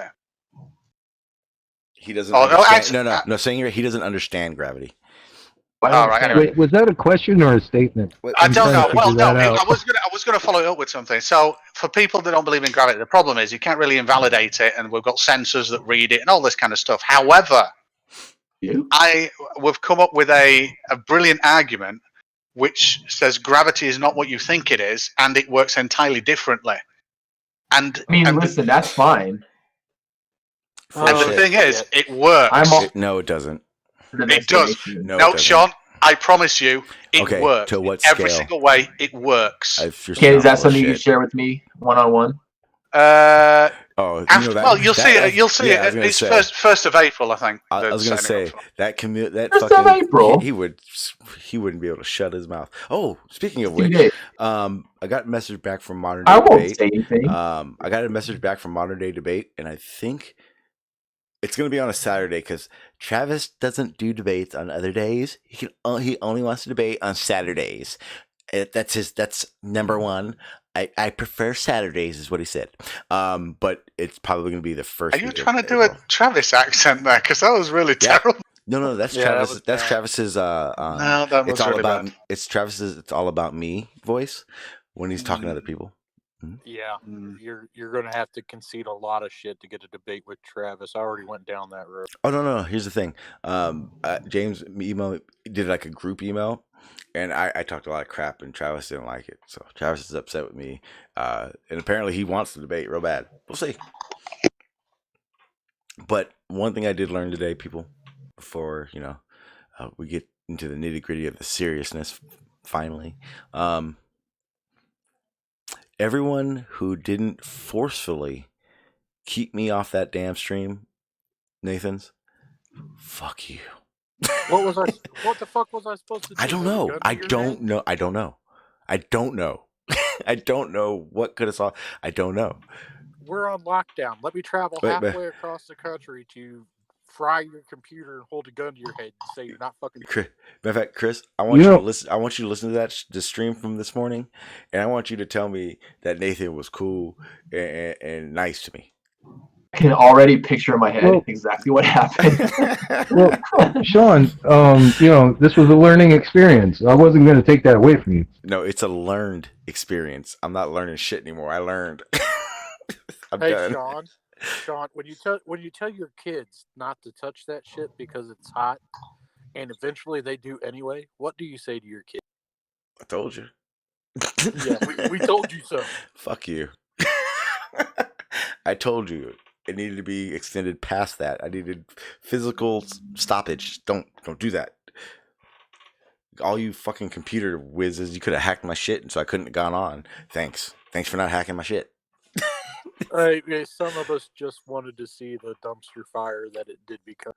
No, the realization is I knew that would happen. That's why when you do listen, Chris, if you listen, or anyone that does, you'll realize really quick. I came in very chill, and I talked to him. Shanji, I told you, if you dare going there and giving him airtime, please record it on your end because you're not going to be heard on him. And so that's all I want you. If you dare, so you dare to do it, it's on you, man. You know, I have it recorded, but I want to hear because I remember exactly what happened, and it was just mind-boggling. It was weird. That guy is, I said this before. Don't go to a meetup with him. Anybody that ever, if you're listening, he's gonna kill somebody one day. That motherfucker's a psychopath. I'm serious. And I don't like talking shit like that, but like that dude's a psychopath. Hey, Sean, you can cry about it all you want, but none of us are going to feel sorry for you because we told you so. I'm not crying about it. I enjoyed myself. Wait, time out. Let's get one thing clear. I enjoyed the fuck out of my time there because I got to sit there, chill, and listen to that dude rant like a dumbass. Oh, it was awesome. Wait, let's get something straight. I actually want to hear your stream or your version. Oh, yeah, the whole like so. I want to hear Sean's recording and see how they match up from this morning. Yeah, so this is what happened. This is exactly pretty much what happened. And I mean, I'm not going to detail it. I'm just going to give you like the blunt of what happened. So I get in there, and and everything's cool. He hasn't said a word to me. He acknowledges I'm there, but I'm just listening in. Now they're talking about something else. They're not talking specifically about Horizons anymore. So I'm just sitting there. Riley came in. And out of nowhere, he's like, "Hey, Nathan, I think Sean thinks he has a really good argument for Horizon." And that's when shit hit the fan. I said, "Yeah, I've heard you guys state a few times that you guys keep referring to the Horizon as this geometric physical location. And I want to make it clear that no one, or basically everyone, only observes the apparent horizon." And the first thing he said was, "No." And I went, "What?" He said, "You see the geometric horizon." I said, no one sees that. And he goes, "That's your argument." And from that point on, I'm going to tell you the truth. I don't know what he said. Why? Because I realized what he was doing. And once I realized he wasn't going to let me say anything, I remembered I'm recording. So everything if anything you didn't hear, just let you know, we talked the same time the whole fucking time, because it got to the point where I was like, okay, well, if you ask me a question, can I answer it? And that's when I knew he started muting me, because he just randomly start talking and saying stuff that wasn't even pertinent to what I was saying, and I was like, oh, he's not even listening to me right now. Watch you when you hear my side of it, it'll sound weird. Like, what the fuck? And the worst part is he kept pausing. So like I knew when I was talking, and then he would keep saying that I was talking over him, and I was like, "Oh, that's weird." Because there was also times when like I was like getting like okay, just let him finish. So I just sit there all quietly. I wouldn't say one fucking word. And he'd go, "You're not going to stop interrupting me, are you? You're going to keep talking through my explanation." I'm like, you haven't explained anything. You keep telling me what my claim is. That's exactly how that whole situation went. Lemon, like, you agreed with him in the very beginning, and he said no. And then he assigned you an argument. Yeah, he did. He literally told me what my argument was going to be. But when I said, the first thing he said, or the first thing that happened was I said, well, I just said, we only observe the apparent horizon. We never observe the geometric horizon. And the first thing out of his mouth was, "Welcome to Flat Earth." I'm like, no. That's like their whole big thing now. If you don't say it's geometric horizon, then you are a flat earther. No, the fuck, you guys like make. So there is a point though. The point is that for really years until this topic came up, the horizon was a geometric phenomenon that the ballers claim. So I never have. Never. But the thing is also I will say this. Really? I have never gotten resistance on that topic. Again, no, yeah, Chris, I've never said that we observed the geometric horizon. That's why when I went over there, they didn't argue with me on that point. I make it very clear. I don't ever say we see the geometric horizon. No one does. Oh, I get you. In fact, I disagree with them doing that. That's a straw man. He straw man you by basically saying, no, what you believe is this. That's called the straw man fallacy. So if you're saying, no, I don't believe that, I believe this, that's your, he should respect that argument. What he can say, though, unfortunately, for a lot of ballers, is, okay, if that's a changed argument. So in other words, they've changed their answer to suit the debate. Yeah, he kept doing that too. He kept doing that. He kept making it seem like he was talking at me. Like he kept saying, "You've been saying geometric horizon for 4 years." I'm like, what the fuck?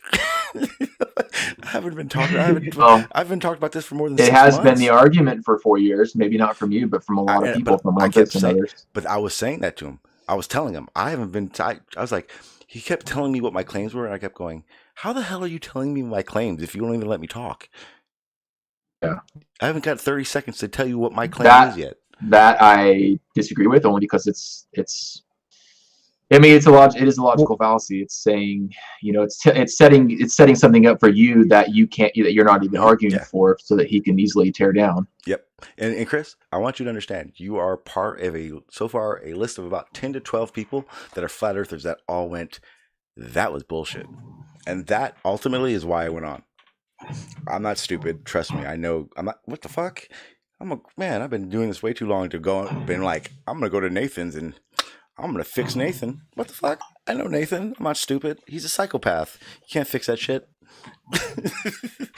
For a second there, I thought you were going to say, I'm a grown man. I can make my own decision.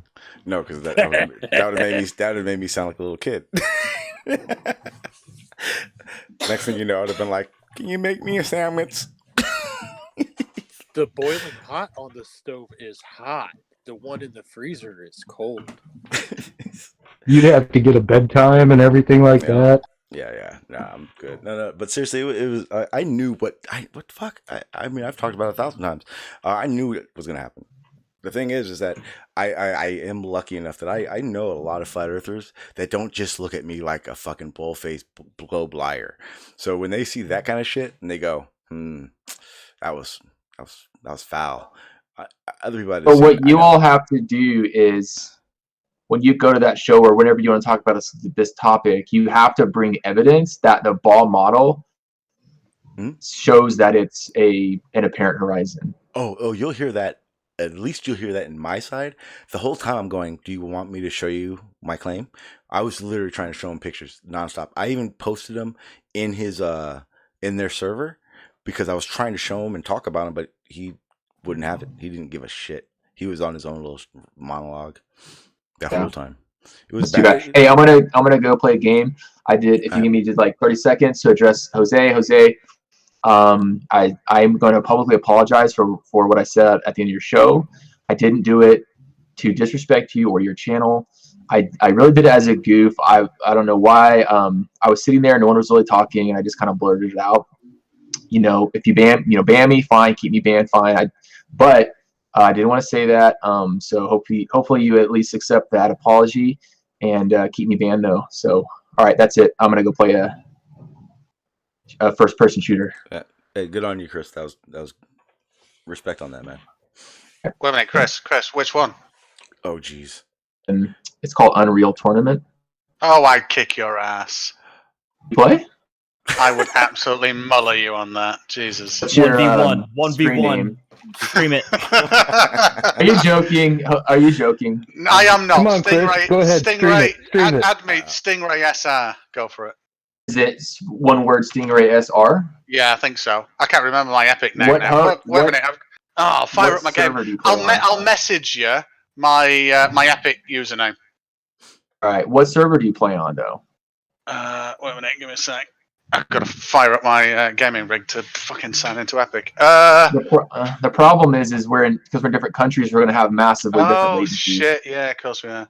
Hey, Dean and Chris, get a room. For real. I'd like to say something. You can choose which country.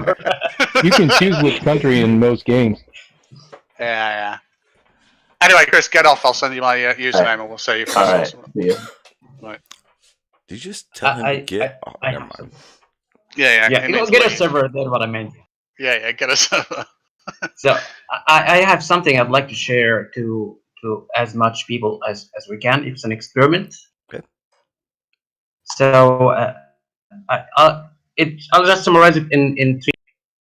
Does anyone here know anything about fishing lines? Yeah, you use them to fish. No, I mean the types, the density. Oh, hell no. Nope. You're talking about like the Gulf difference between the Gulf Stream and like the man, I can't remember the other part of the name, but yeah, I know what you mean. The density of the oceans and the change.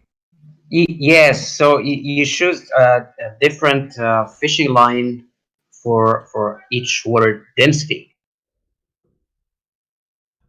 So I'm sending a picture now. This is just what we need for this experiment to prove that the Earth is flat or the Earth is a globe. And this is what the evidence for the curvature. Something like straight the line or hold the line that bullseye. What's his name? That engineer that left the flat Earth. Okay, so that's the first picture. This is what we need, just a scale. Yeah. The common name is a flat line for fishing. Oh, okay. I see. So we get this fishing line that has the same density as the that we're going to do the test. So that means if we put that fishing line in the water, it will be suspended. So there will not be any sagging. Before we do the test, can you see the picture? We need to make a sagging test out of the water to see which is going to cause more force, to pull the line upward or to pull it downward. So that's to get an idea if the line is curved. But anyway, if we stretch the line just a mile, and both ends are just 2 inches below the water, it should be straight because it's stretched. And at the end, that's a lot of weight, though. No, there's no weight because it has the same density of water. Well, is the water moving though? No, sorry. The picture with the 2 poles. This is what we're going to do. Apart from the experiment, just to if there's a sagging line on a line, and we want to know this sagging is downward or upward, we pull it downward and measure the force, and then pull it upward the same distance and measure the force. Okay, I didn't know you had moved on to the pictures, so when you were saying it didn't make sense to me, but I see it now. I got it up there. And the third picture is the last one. This is what it would look like. We just need 1 mile. That would cause 8 inches, in the middle, or maybe 4 inches. I'm not sure, but it's not going to be costly like many other experiments that I've seen. And that's it. Okay. Khaled, I've got a question, Khaled. Yeah. Of the distance of that this line will be spread based on you saying, and it's a new thing to me, that fishermen or fishing lines are due to the density of the water. You can't guarantee over that distance that the same density exists at the layer that the line's going to be. So would it just not go all over the place? It sits on the surface. Or it sits just under the surface. Yes, very close to the surface at both ends. It's like a fly fishing line almost. So when you whip it, it Yeah, it's sits like in a the water. floating line for fly fishing. Yeah. But I mean, don't they don't have you it have for all don't you have sorts, density changes? saltwater as well. Yeah, but don't you have density changes across that length of water? It doesn't matter that it could sit just on the surface, or it could sit a foot under the surface. The thing there is there will be different, even due to temperature changes. There's going to be different. Yes. density. Okay. I'm with you. Yeah. And that's why I made that idea of the tests. If there's something with the density is not perfect, then this is to test if there is a sagging. So if the line in the middle is below the water by say 10 inches, and flat earthers say no, it's because the line is heavy. There's a slight difference in density. So we get that scale, put it in the water, and we pull the line down for a certain distance, and then we pull it up for the same distance. And How are you going to accurately measure the distance you're pulling it up and down when you're on the water? I put a pulley and a hook. Yes, but so I don't. Yes. How are you going to ensure that you are pulling it with the same force when you are on the water? You are not on a solid surface to pull against. Yeah, you're talking if the boat is moving and something like that. Exactly. Well, okay, maybe we choose shallow water, and then we stick something in the water like a stick, and then we can do it from there. Like a little mini barge. Or a little mini, what do you call them? Little Where are you fishing going to stands get or something? a mile-long water that's that shallow? Okay. Oh, I know. Well, you can do shore to shore with that, or you can do it caddy like a swamp. along the Maybe a swamp. like along the shoreline, or realistically, I don't know if it would have to. Well, if the water is not moving very, very hard, then maybe we can just with a boat in the middle, and if the boat is stable enough, and we can just start pulling it to a certain point of that boat. Yeah, that's gonna be a real touchy one. Yeah, your boat, that any movement you make within that boat, you are going to move the reference frame of the pulley, like they're pulling on, so you're never going to get the same force. Well, unless you have it anchored away. Yeah. And and had it pulled tight, had the anchor pulled tight. You could do a double anchor. Yeah, even at that on a boat, unless you are talking about a seriously sized rig, you are still going to get movement within that boat. Yeah, when you put any force on lifting, that part of the boat you're sitting in is gonna have it's gonna pull the boat down as much as Okay, we can throw a heavy rock with a rope, and the rope is at the end. There's a kind of a buoy, so that's how we know that buoy is not on the surface, because I don't want it to keep moving up and down. That buoy is just a little bit below the waves. So now we have a reference that is a fixed reference in terms of up and down. I mean, you could just put a pole in the center and use that as a reference point with marked lines. If it wasn't deep enough, yeah. I mean, if it wasn't deep.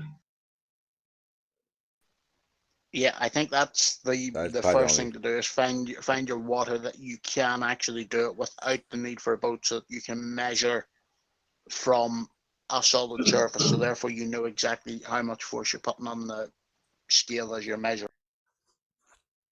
And we need distance, not force. I'll pull it to a certain distance, and I'll read the force. Oh, yeah, okay. So it's already going to be on the. It's already going to be on their line. Well, I just remember you were saying the lifting part of it. Right, if you're doing it on distance, then you definitely need to be operating from a solid base and not a boat. So maybe a swamp can work. Is there any swamps that are like a mile wide, 2 miles? Oh yeah. Well, there's a lot of places. Yeah. There's a lot of places in Florida that it would work in, but I'll tell you, over a course of a mile, you know, now you're factoring in a lot of different things like wildlife and branches and everything else that are in the swamp. Yeah, if there's water, there's crocodile. Oh shit! Alligator. My bad. Thank you, Sean. I'm in California. Fuck your reptiles. The Bedford levels, all you'll have is minnows. Yeah, iguanas that are reproducing like freaking rabbits. I heard about that. We don't have any of that over here. Iguanas are assholes too. I just watched a video. This guy tossed down some food and they came in like a freaking swarm, all attacking the food. It's crazy. It's crazy to watch. Yeah, it's like the rats in New York. Yeah. And then if you piss them off, they like a bullwhip. They'll like with their tail. They use that like a whip, and I've seen it draw blood on people before. Because I used to have a friend that used to do it, be like a reptile guy, and his fucking iguanas were assholes. So he'd go and pick them up, and they whip that tail and draw blood. Those things are fucking dicks. Yeah. Notice used to be. Once exactly. Deep fried iguana. That sounds so gross. I've eaten snake. Iguana's not bad. I don't know if I could eat a lizard. That seems even weirder. Never eaten snake. I've eaten eel, and that is absolutely gorgeous. Depends on the eel. Some of it's terrible. Yeah, see, I'm not a seafood person. Loch eels are absolutely beautiful. Snake deep fried with some jalapeno. Put it inside of like a jalapeno popper with snake in the middle of it. It's fucking amazing. Now, see, I didn't eat snake to enjoy it. I ate snake on a backpacking trip. And I put that shit over a fire and had a little bit of salt and pepper. And that shit was great. But I was never like, hey, should I get Domino's, Jack in the Box, or snake? No. We have an exotic food restaurant back home. You can walk in there and get alligator and all kinds of crazy shit. I do want to try alligator. I heard that was fucking wonderful. If it's cooked right, alligator is awesome. Fucking good. Yeah, so that's just how it is with bear. If you know someone who hunts bears and knows how to fucking actually cook it, and he hunts them during blueberry season or the berry season after. Oh my god. It's the best meat. It's the best meat I've ever had over anything. It is amazing, but that's some risk. I mean, you have to trust the person cooking that shit, because if you don't, you get trichinosis and all hell breaks loose. You get that's for life. That and like you also get the chance of getting badly cooked meat where it just tastes terrible. Oh yeah. I mean, bears. I mean, that's going to be. Unless it's you catch them in season, it's really lean at that point. Yeah. It's just skin and muscle. Well, that's the thing, because when you get one what is it, right before hibernation, it's like the blueberries gets into their meat. Like it tastes like people think I'm crazy, but it tastes like blueberry. I mean, it's 100% blueberry. It has the tinge. But a buddy of mine, I haven't had it, but my buddy who did hunt the bear and kill it and cook it was telling me the worst time is after hibernation, because that's when they start loading up on the fish and all that kind of crap, or right before. I mean, and he said it tastes oily fishy. Yeah, and he was like, you don't want a bear like that. I'm like, I don't think I honestly I want to go, but I don't really feel the need to want to kill a bear. Goats in the U.S., Sean? Yeah. Goats? Oh yeah, absolutely. We have wild. My neighbor used to. Do you have wild garlic? Yes. Yeah. Alright, so when the wild garlic comes up, feed your goat on that, and then put that in the freezer. Yep. Hang it in the skin. For 4 days after you clean it out, and after you fed it on wild garlic for a week. Absolutely gorgeous. Yeah, most of the goats I know, they just climb on stuff and eat whatever they can. Yep. Yeah. So tonight on Cooking with Crash is going to be how to make microwaved oatmeal. No, Crash. For the first video, it has to be a bacon sandwich, man. Come on. Wait, time out. Did you really just say that? Yes, I did. Because Nicole heard our plan and said she's not cooking shit as long as I have that. You have what? As long as I have the Cooking with Crash channel where I take, credit for her cooking. She's not cooking dinner. Did you say that quietly enough that she didn't hear you? Oh, she's in the house right now. I'm outside. I got kicked out of the damn cabin. Don't worry, I'll DM her.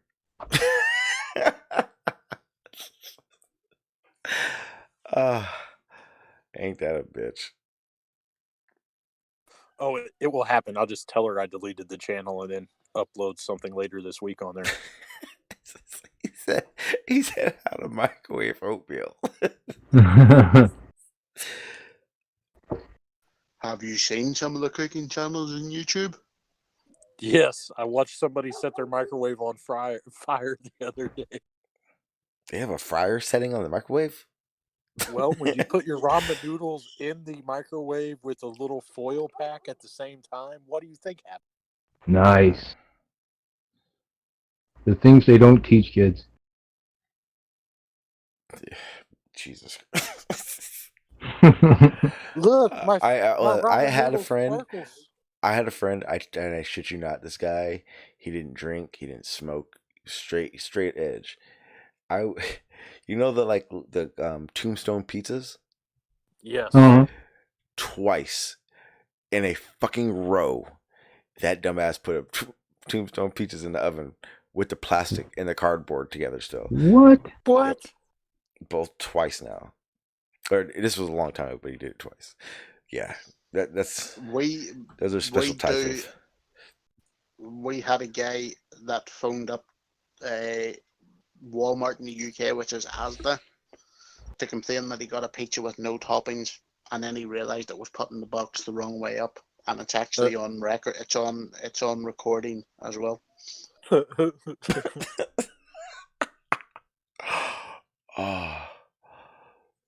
That shows that, man, people are stupid. All of us. We all have a story. We're all dumb. Bro, Google, just YouTube search people microwaving ramen and look at the disasters that happen with freaking ramen noodles. Nope, not gonna do it. You just asked me to Pete Shea something, and I'm not doing it. Next thing you know, I'm a week deep to watching microwave blowing up videos. Ain't gonna happen. I'm already addicted to fucking car crash videos now, so I don't want. Oh, dude, I've got a list for you. I will send you the links after the show of idiot car show fails, and they're normally Mustang. That works as long as I'm telling you now. I don't watch people breaking bones. The sound alone makes me sick. This is idiots leaving car shows attempting to do burnouts, and the one I watched last night, dude left a car show, lit up the tires, and rear-ended a Ferrari. Genius. People are geniuses. All it takes is someone. I got another one of two Corvettes street racing where they take off, and the rich guy goes to put the power down, loses the rear end of the car, jumps the curb, and hits the chick in a mini. Is that the gray ones, or is that the yellow one? Yeah, okay. It was the yellow one. Yeah, okay, yeah, I know those ones. Yeah, I'm addicted to those things too. But I'm not going to give you a conspiracy and be like, Chevy is trying to take out. Yeah, well, they actually are. So never mind. I'm just amazed. If you Google it, just car show fails. 90% of the fails are Mustang drivers. I think I talked about this a while ago. I did that search, and I came across the dumbass kids that do that intersection shit now. Yeah. If I ever saw that, I would. Man, I'm sorry. I hope someone does a donut and tail slaps every one of those fucking kids. Fucking dumbasses. That's the dumbest shit in the world I've ever seen. Oh, it's retarded. And mind you, I say that's the dumbest shit in the world I've ever seen, and I've done 140 miles an hour down a mountain road. Okay, that's how stupid that is. Especially when you can tell that the person has no control of their vehicle while they're doing it. Oh yeah, yeah. It's just random people pulling in an intersection and doing something they saw on TV once. I'm going to do burnouts in my 4-wheel drive lifted truck. What could go wrong while I'm doing donut on the pavement? That's the best part. Fucking all those tires just gone for no reason. Yeah, it's such a waste.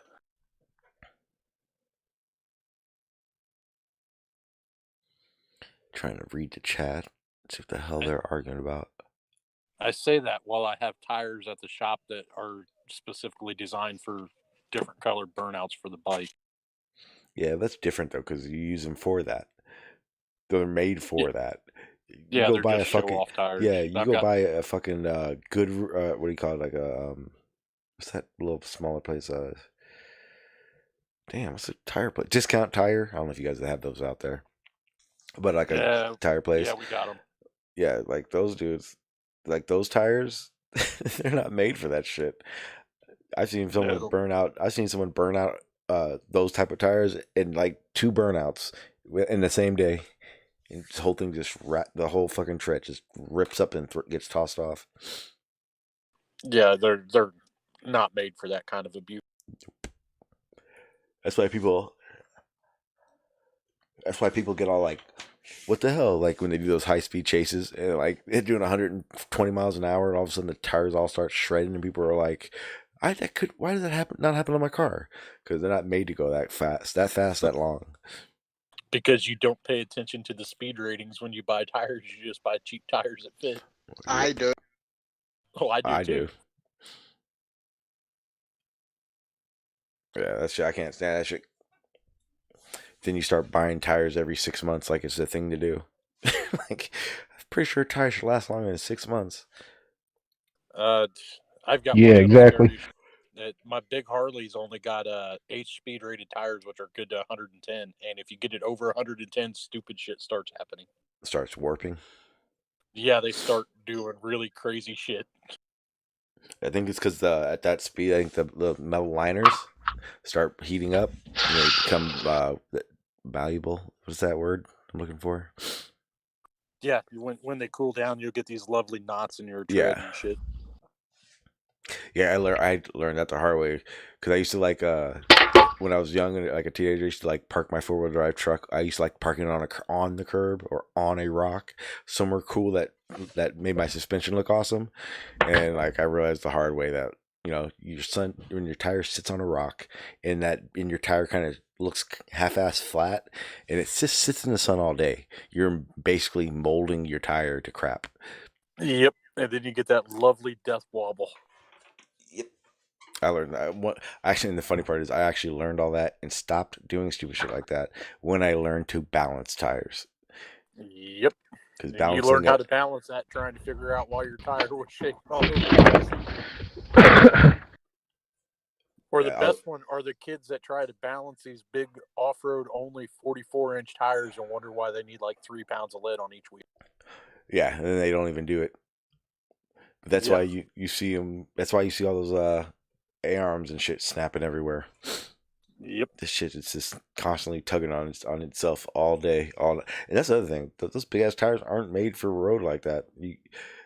When I had my truck and I got oversized tires on it, I knew I was going to fucking be tearing up my front end. You have to. If you don't think so, you're stupid. BF Goodwrench has the best high balance off-road tire that I know of, but it's not available to the public. Yeah, I know. It's expensive as fucking shit. It's like $800 a tire. I know what tires you're talking about.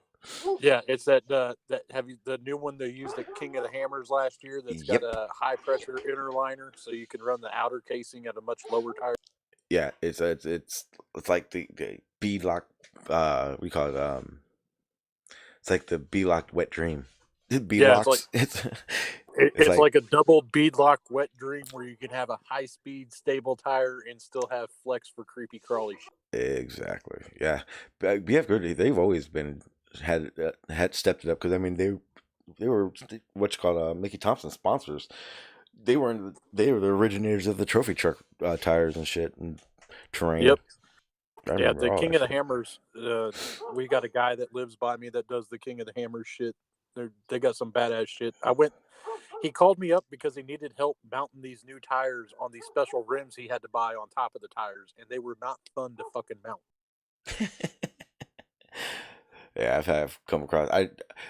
When I first started using B-locks, and figuring out the different types, I didn't realize that they had basically dual sided. I didn't think it went that far. I thought it was just a tire and just a little lip that made sure that shit didn't come off. Then when I started looking into it, it's so all that fucking. BFG specialty tire, you have another lip on the inside of the tire that's for the inner tire, but you can't completely inflate that tire without having the other tire on the rim to keep it from jumping off of that bead. Oh, okay, I see. It keeps it running this inside line. Yep. So you got to do. It was like a whole process, and then mounting the external tires with the bead locks just made that a whole nightmare process to keep everything locked. But they didn't take hardly any weight to balance, so yay. Not that I think you'd notice it when you're running across the desert at 100 mile an hour on rocks and everything. Yep. Yep. No, it's a cool event. I don't have the money to go play with them guys. It'd be fun if I did, but you got to have like a self-contained pit crew and a navigator that also knows how to work on your truck at the same time.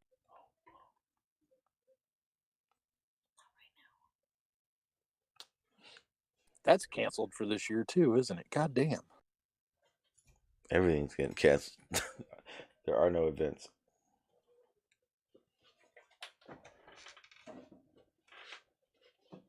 Sure, there is.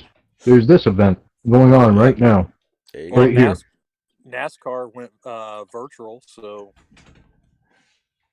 I heard that was going to be a flop.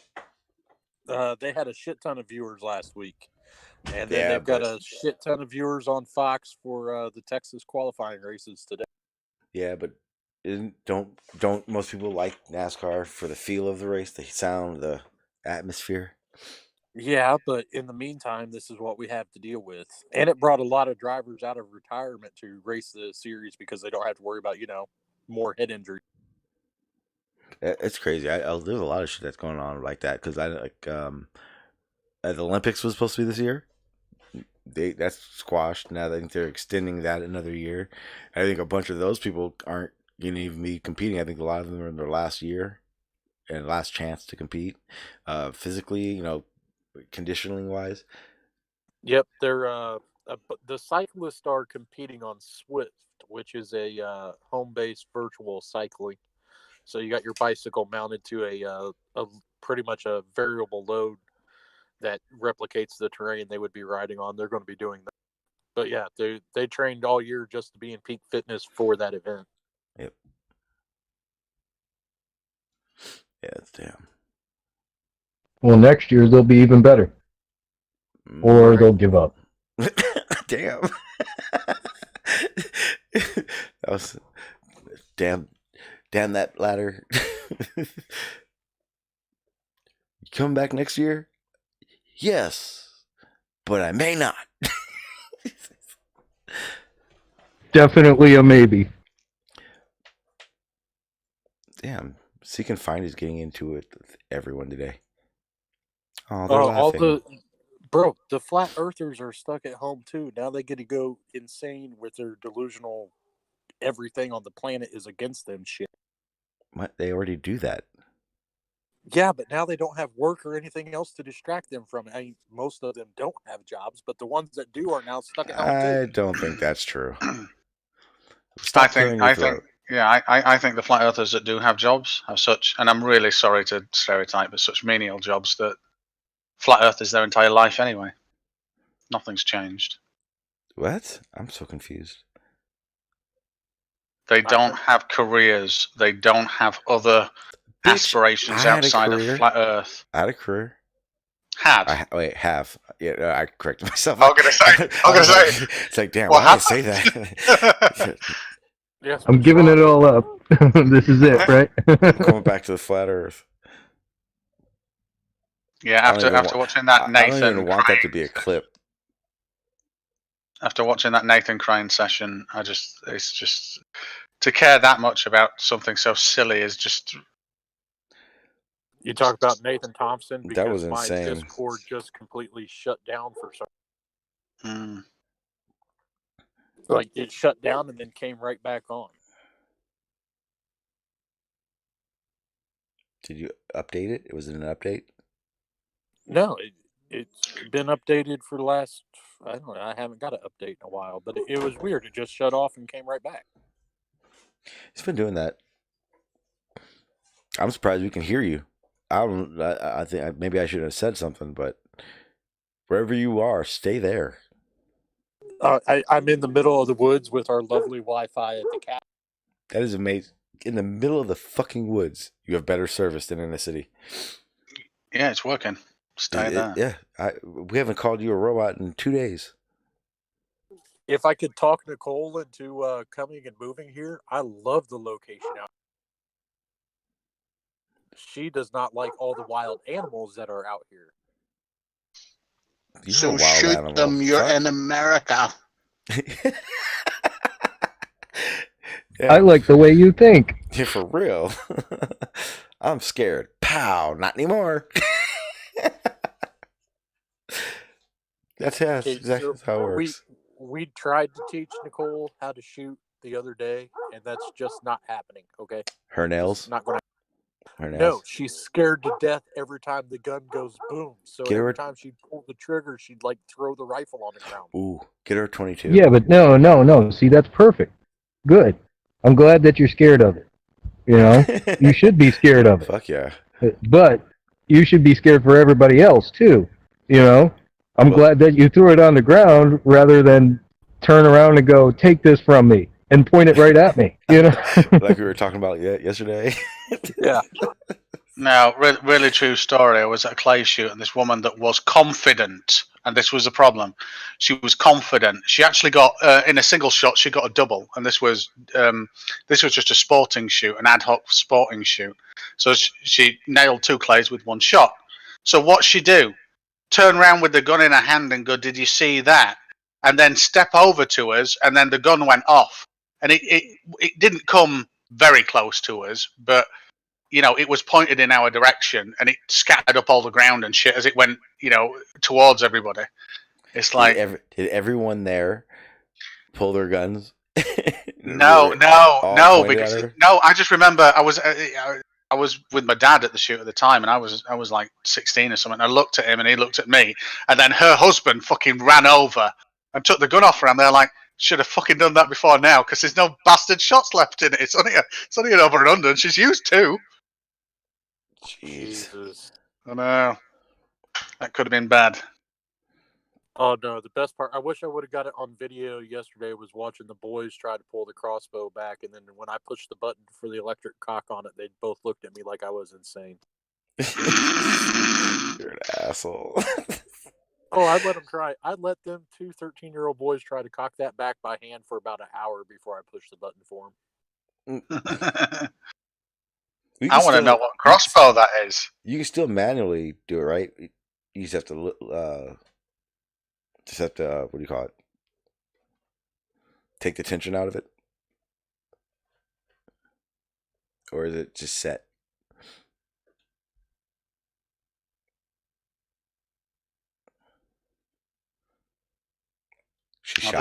This is because we were saying the Wi-Fi was good, isn't it? I think so. Either that or Nicole shot him. One of the fucking two. Did you? Has Chris brought any more evidence back yet? That was awesome. Oh, and I was going through the videos, and I even saw those lines, and it just meant nothing to me for some reason. But when he posted that pic, 2 bottom. Oh, I was like, Chris, you're. Yeah, that's a structure. It's just like you should play a little soundbite. Friendly fire, friendly fire. I mean, at some point you just have to be like, Chris, are you just trolling just to troll? Because you know this. and you presenting evidence of this. The problem is that I think I don't see. I don't know if he was like they won't see it or he just didn't see it, but the second he shared that shit and me and Dean started jumping down his ass for it, that's when he went to those other pictures right away. He was like, well, look at this picture. No, look over here. Over here. Over here. Look. Oh, yeah, that was awesome. Thanks, Chris. Thank you. You, Travis, Ranty. Hey, Dean, you may be a strong proponent in the flat earth argument, but they all have a bigger role in the globe proving argument. Yeah, I can't compete on that one, I'm afraid. They keep telling us to go do our own research, but they keep posting our research things that we need to research and how the globe says. Why would we go do that if you're going to show us shit that shows the globe? But on a serious point, when I asked the question, have you done the calculations of what you would expect to? Because if you remember, the starting thing was it matches the predictions on a flat Earth and not the predictions on a globe. Yep. Okay, great. What are the predictions on a flat Earth? Because you've got none. And have you actually looked at the predictions on a globe? I don't even know if he watched that whole video. Yeah. Like when the miraging started, I don't think he watched.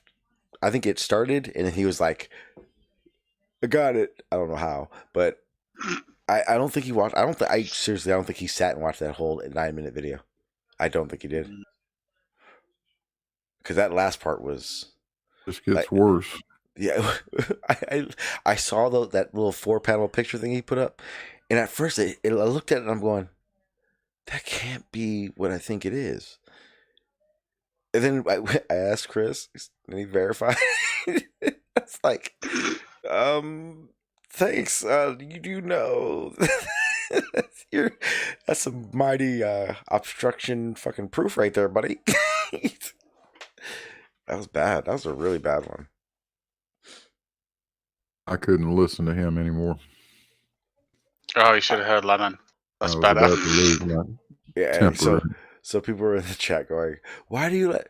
Hey, I don't jump in with Lemon. I'm not that dumb. I know Lemon can talk 1,000,000 miles an hour, and I ain't got no time for that shit. I like the dude. He's cool. I can do a back and forth here and there with him, but like today's argument, you'll never hear me do that with Lemon, ever. So I got to just sit back and watch Dean fucking deal with it. Oh, never again. I can't do it. Someone's so delusional. That's what I said.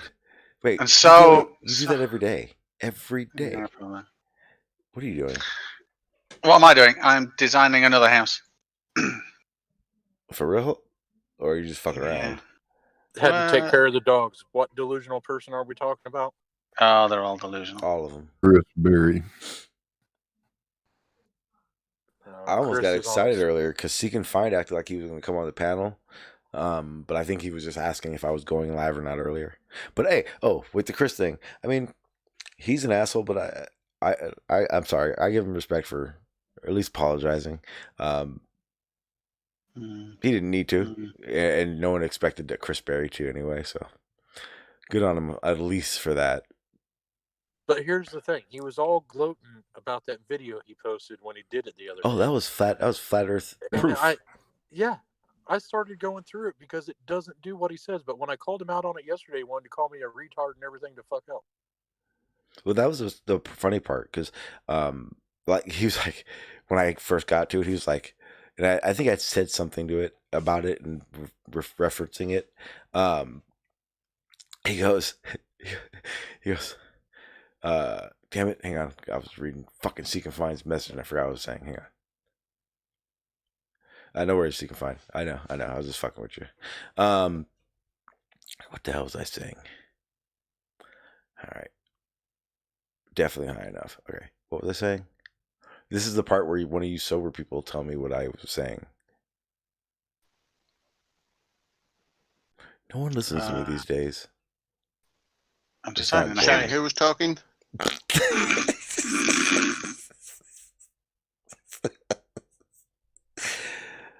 Oh, it's one of those days. I completely forgot. I think it was about Chris, so it doesn't really matter. You were talking about Chris Berry. Yeah, it doesn't and matter. how much he likes to, how much he likes to basically prove the globe, and then it was the same with Ranty, and I think that's where you left off. Oh yeah, those guys are awesome. We should all be in awe of how they do it, because none of us are getting that type of observation. We're not putting the due diligence out there like they are to prove the Earth is a ball. Good job, people. Flat Earthers, keep supporting those people.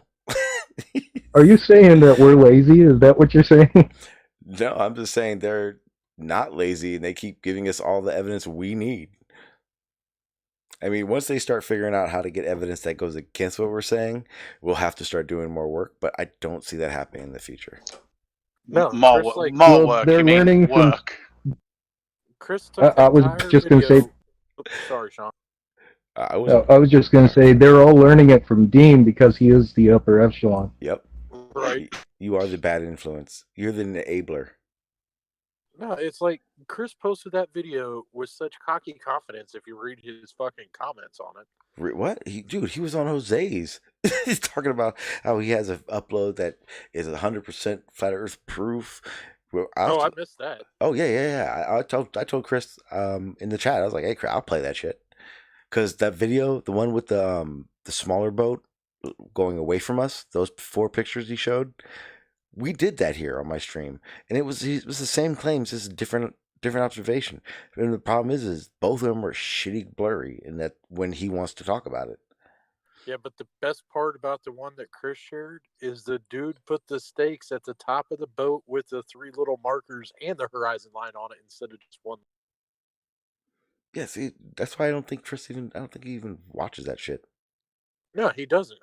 He got that from somebody else claiming it was flat Earth proof, skimmed through it and thought it was great because he doesn't understand it, and then shared it on his channel bragging about it being flat Earth proof. That's what happened.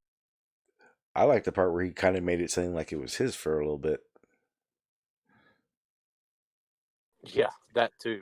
Then did you see my list of titles from the other list of titles? When he was on here talking about COVID-19 and all the economical stuff, every point he made was a title from one of the Mind of God's fucking live stream upload. Oh, Jesus Christ. I knew there was something fishy about it. Well, yesterday, like I said, Chris came out of nowhere with an Inquirer, the Bull 94.9. Those, if you go look at the Mind of God's videos, those are links in the descriptions that they used for their evidence in the Mind of God's live streams. Jesus Christ. That makes it even worse. Hence why I posted the screenshot of that and said Chris can't have a single original thought of his own. I have to, I guess I would say I have to agree on it. All right, Seek and Find, no doubt. Oh, what's Seek and Find saying in the chat? I don't have YouTube. He said, well, he's willing to have a one-on-one with me sometime. But then right after that, he said, but if you say we don't see the geometric horizon, I will welcome you to FE. Can I moderate that debate? I'll be completely non-biased. He doesn't like to debate. He's a talker like I am. If I was a flat earther, I wouldn't like to debate either because they have nothing to bring to the table. Except Dean. Well, Chris does too. I mean, I'm impressed with what Chris brought to the table. He brought more than we did. Yeah, but we didn't have to bring anything. He brought Globe Pro for us. Well, that works out perfect for us. I brought Fritos to the table. Wait, you got Fritos? I've been eating. And I'm sorry, Sean, at this point I have to disagree with you because I think Chris is now nothing but a troll. I don't think he's interested in the truth at all. The same with Travis. I don't then. I think he. I don't know. He's not stupid. Chris is not a stupid person. Stupid people don't. I never said that he was. I never said that he was stupid. I know. I'm just thinking out loud, mainly. But I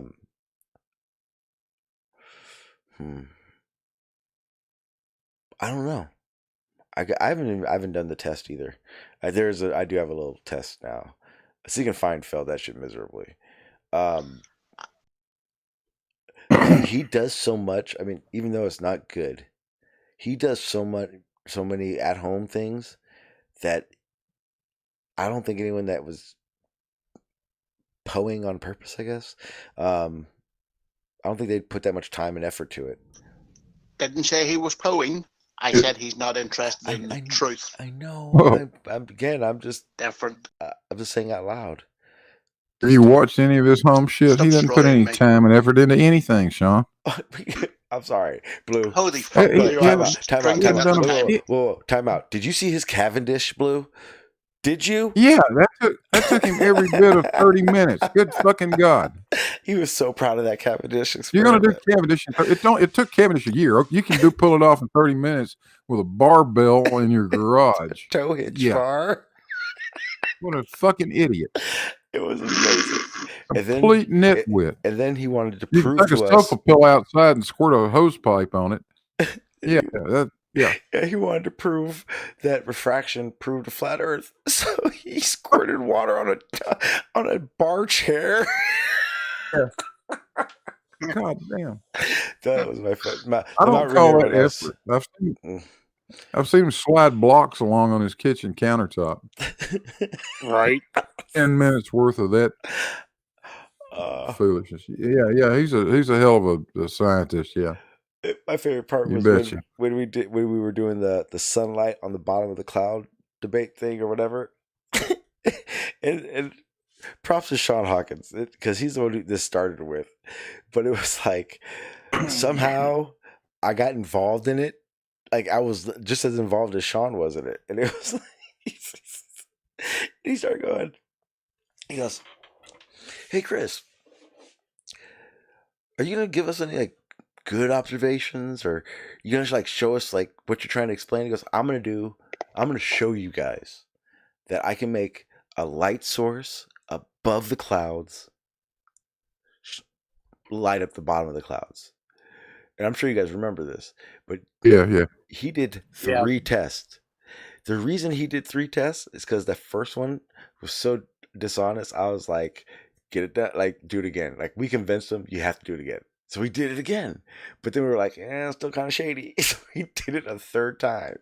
Like you can't just be doing that shit.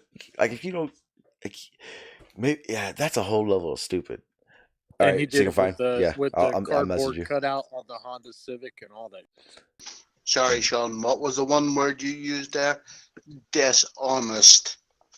Mm-hmm. Oh yeah, and that was my favorite part because no one was letting him down on that one. He was just it was like, do it again.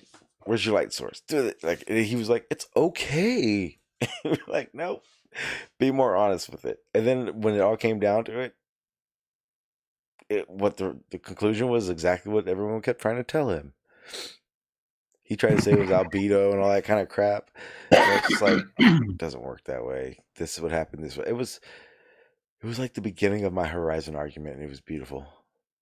Didn't he do one where he used a reflection of his garage floor against the cardboard mountain to light the bottom? That's Montreal. Yeah, that's the Mount Reno one. Go ahead, Blue. Yeah. You need Montreal. You need while you're eating supper to look up open, closed, and isolated systems yourself and try to understand it. Because you're way the fuck off. All right. I mean, not even close. And I'm going to say this now. I loved my analogy of the hour-long test with the helium balloon versus the month-long where it actually does see. That is exactly how it works. Absolutely. Oh, wait a minute. Your example, Sean, that's a good example, that. It is. It's a great one. That was mine. I made that up. I said it.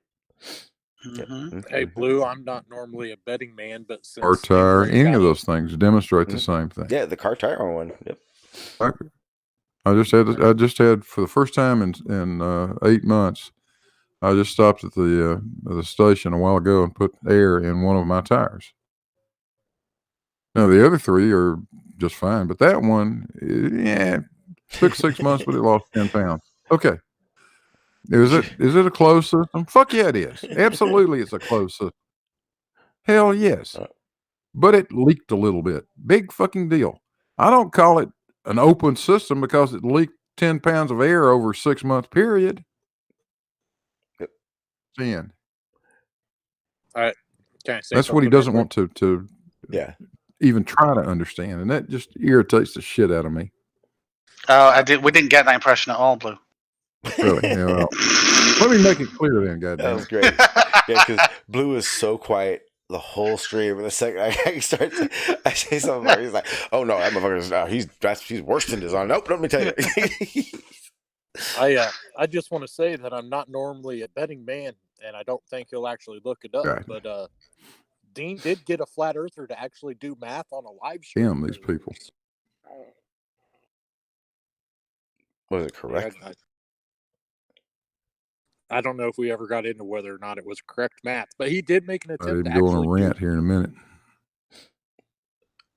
What's that? Blue seeing red is ignoring all the other chat, and he's probably just reading the YouTube chat, and he's speaking as if no one else is speaking. We're all like, "Uh-oh, so it's going down."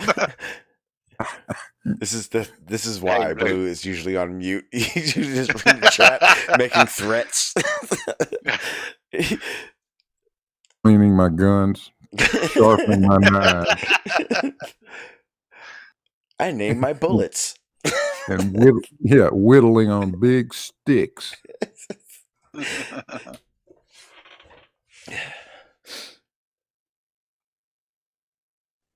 Let's be honest, you're making a pipe pistol.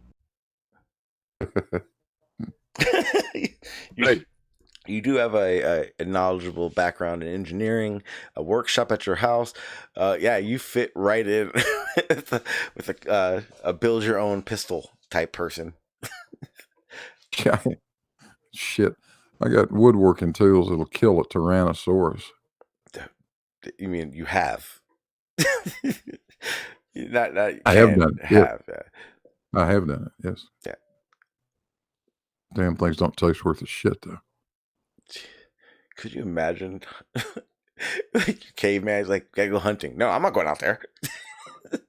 Come on, I went last time. I don't know, I'm not going. There's a fucking there's a fucking T-Rex out there and a Velociraptor. They want to fucking eat me. I'm not going out there. Just throw a rock at them. A rock? Where the fuck is that blue guy? He had that thing that killed one the other times. Oh, he's up on top of that house in a mansion. GPS says he doubts your redneckness because you're not using explosives on the flat earthers. Explosives make a mess.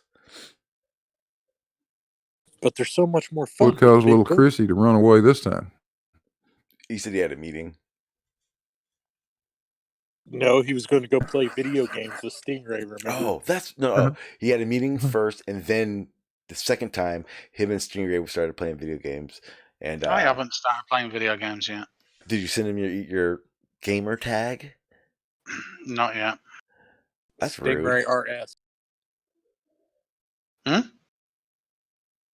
What does Chris do? Does anybody have any idea? Well, he must work at a shop. It's like a grocery store or a market, something like that. I think.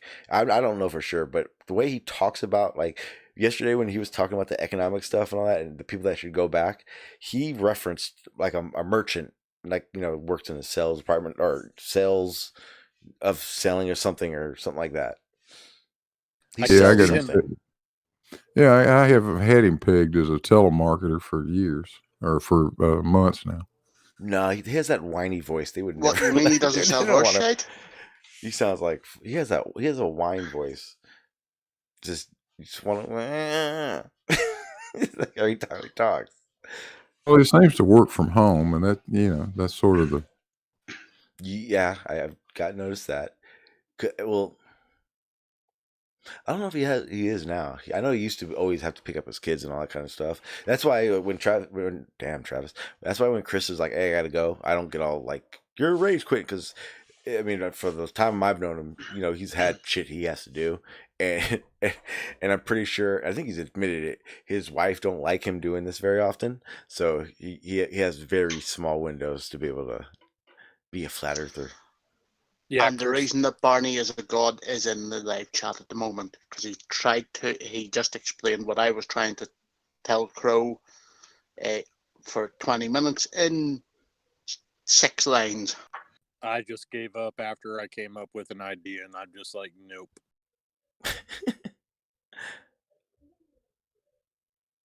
Hey, Blue. What?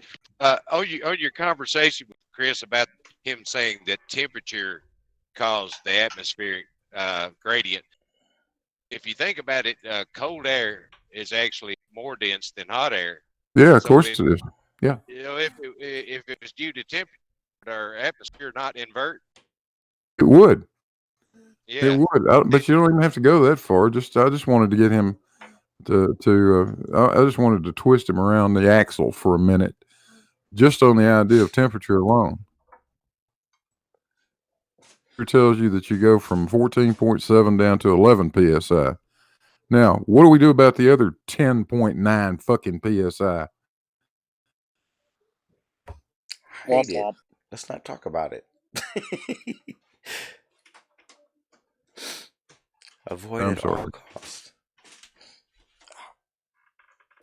Blue, why are you focused on details?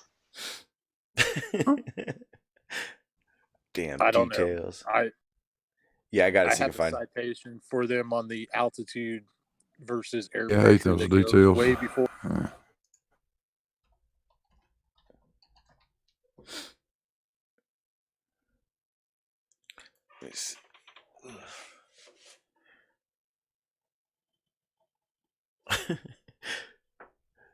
You're scaring Montreal. Yeah. No, I don't think so. What time is it? Did you hear my summary, Blue, today at the end of Jose's stream about how flat Earth is, how Montreal won the argument because he was putting forward both sides, and no one was arguing for the other point that he was arguing against. Today was not a globe denying day, a globe denier's day. No, not at all. Definitely. When is it ever? Every now and again, they do get a win. Only the days that don't end in Y.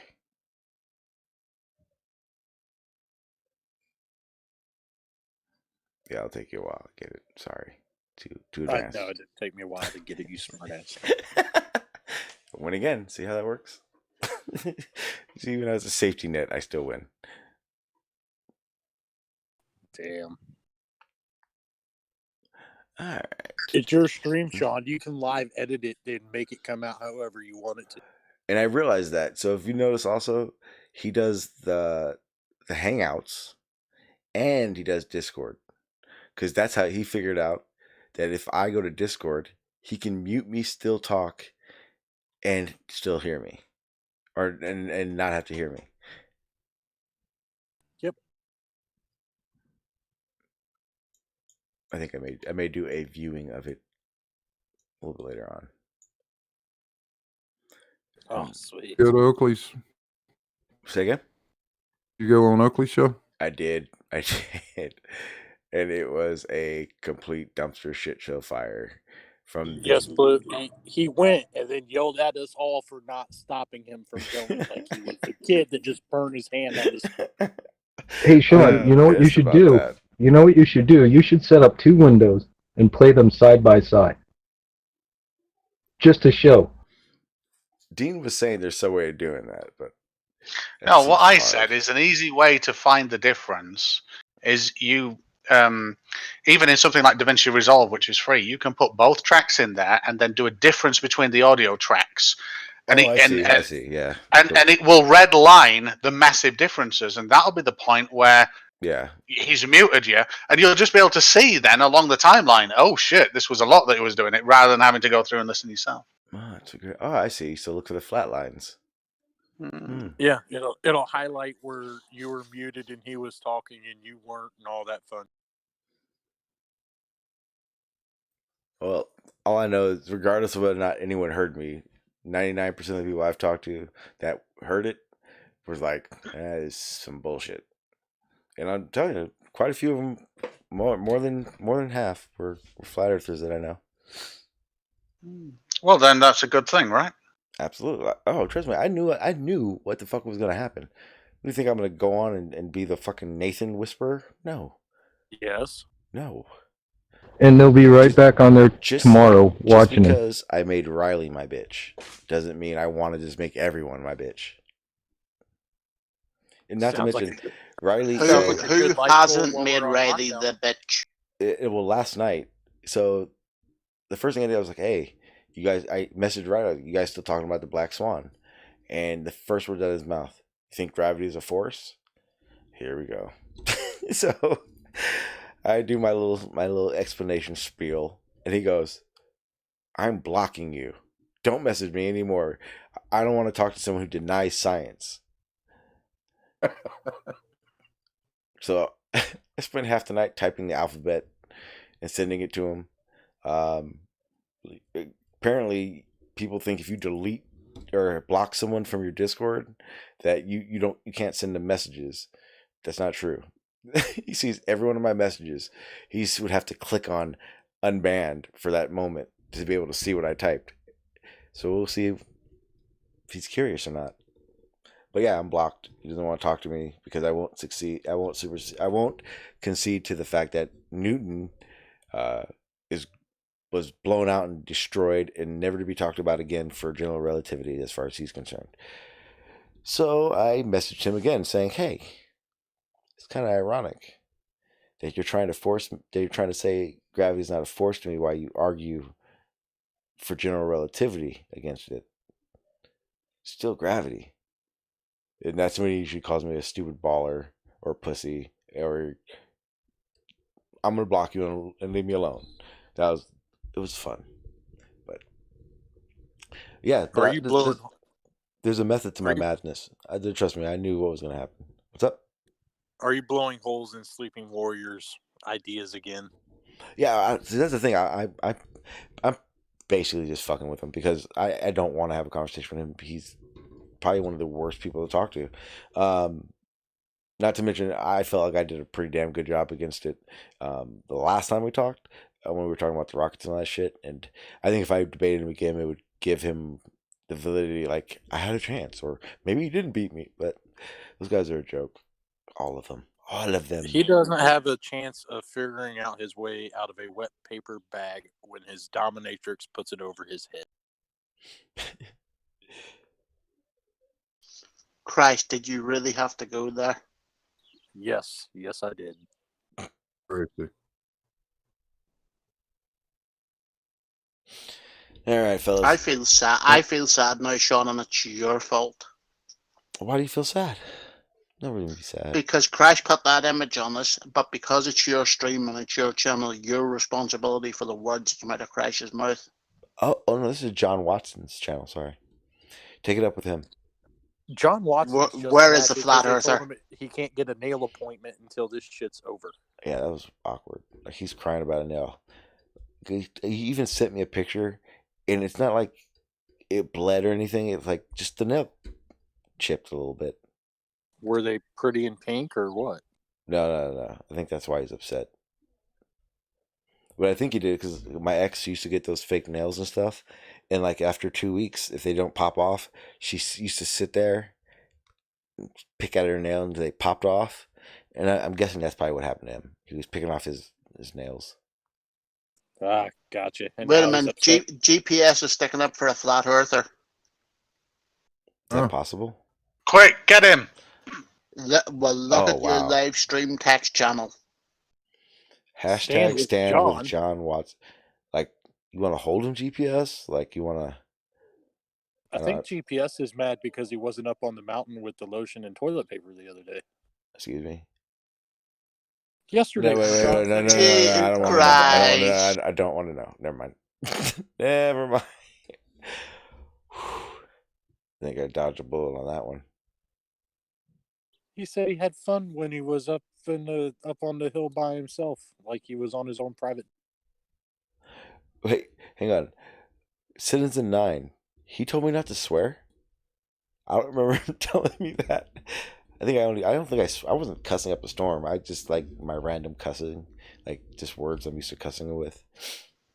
When do you swear, Sean? Not like serious question. I've only heard it when you get really pissed off, and I think that's once. Yeah, when I get pissed, I curse a lot. I curse it. If we start getting into a back and forth funny banter, I'll start cussing. But generally, well, here's the big thing. My son's not standing right next to me. I don't cuss in front of him. I don't. It feels weird. So I can control myself on that. And if I'm just chill, relax, or better yet, I just don't talk like that. I don't feel the need to have a cuss word every sentence. But when we start joking around, or if I smoke enough, I'll start cussing. But yeah, when I get triggered, yeah, I'm like a fucking sailor. See, there you go. I think they were referring to me cussing. No, he asked me. He asked if I cuss. Oh, you cuss all the time. You cuss I all do the time. all the time. Man. I have. Oh no, that purely from the point of view of like I've heard Sean curse, but only when he has been triggered. Yeah. When I'm triggered, it becomes just uncontrollable. But when we're just sitting here BSing, I control it. Triggered Sean yelling at Travis is one of my best saved audio clips. That was recently? Was it that recent? No, it's not recent. It was from a while ago. Oh, you actually missed. I remember you even saying you missed it. The last one, the last time me and Travis had a conversation here, like I pretty much, I definitely didn't Erebus him or do how you guys go, but I made it pretty clear. Like it's irritating that he's being dishonest about this shit, and the biggest thing to me is why hasn't he showed those photos? I want to know why he won't go over the big ass boat footage that we had on here. Yeah, exactly. That's if there was only one thing I could show him and him explain, it's that fucking cargo ship. That was awesome. Right. Well, just out of interest, has he put conditions on your debate that you're not allowed to show him his good footage when you debate him on modern day debate? Yes and no. Okay, so Are you still live, Sean? Yes. Do you want to say what you're about to say? No. Thank you. There you go. I'll let you know after the stream. Oh, that's so a tease. No, I actually realized that it would be probably a really bad idea. Is Discord giving us participation bonuses like YouTube now? That's just a tease to keep all of us in the chat for after the stream. Oh no! I will clickbait the shit out of you. I don't care. Crash, I just want to point out something. I was very disturbed at a grown man and an ex-biker like yourself calling another grown man a tease. I don't find that amusing. Have you seen his teddy bear picture? No. Wait, you've never seen? I'm on it. I'm on it. I'll get it. Thank you. Jeez. You think that's awkward? Wait until you see this. I don't want to see this, do I? Oh, you're gonna be dreaming about it for a minute. Or having nightmares. One of the two. Yeah. Oh my goodness. People were bored. Although I must say, at least you photoshopped a decent bike that has white walls and a Springer and a hardtail. No, Crash, stop running away from the truth here. Because you did say that you would get this tattooed on you if we raised the money. Yes, you did. I did. Oh, seriously, how much? To cover the eyeball on my chest, the cheapest I've got it down to is $1,200.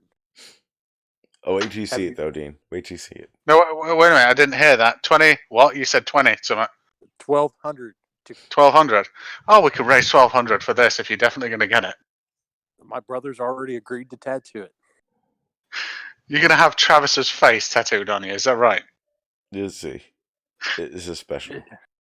It's very special. Yeah. So that was it. Or that one. Oh my god. Yes, this conversation is getting awkward now. Have you? And when Blue goes hunting.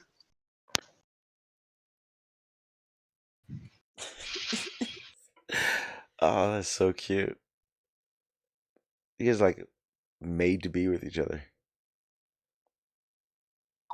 Is that Creaky Blender? No, that's Travis. That's Travis. Oh, okay. And that's the whole mustache that goes out and shit. That's him. I'm like, when I first met him, I was like, oh, yep, he has that. He does that. Yeah. But he spends a lot of time FYI, I am uploading a disturbing image. Everybody run away now. Run. He got that mustache from Red Pill, didn't he? Probably. He takes a little bit of every. Oh, Jesus Christ! Why do we have to stare at you? Can one of your admin team please take care of that, Sean? That's what Nicole once covered up with. Pretty much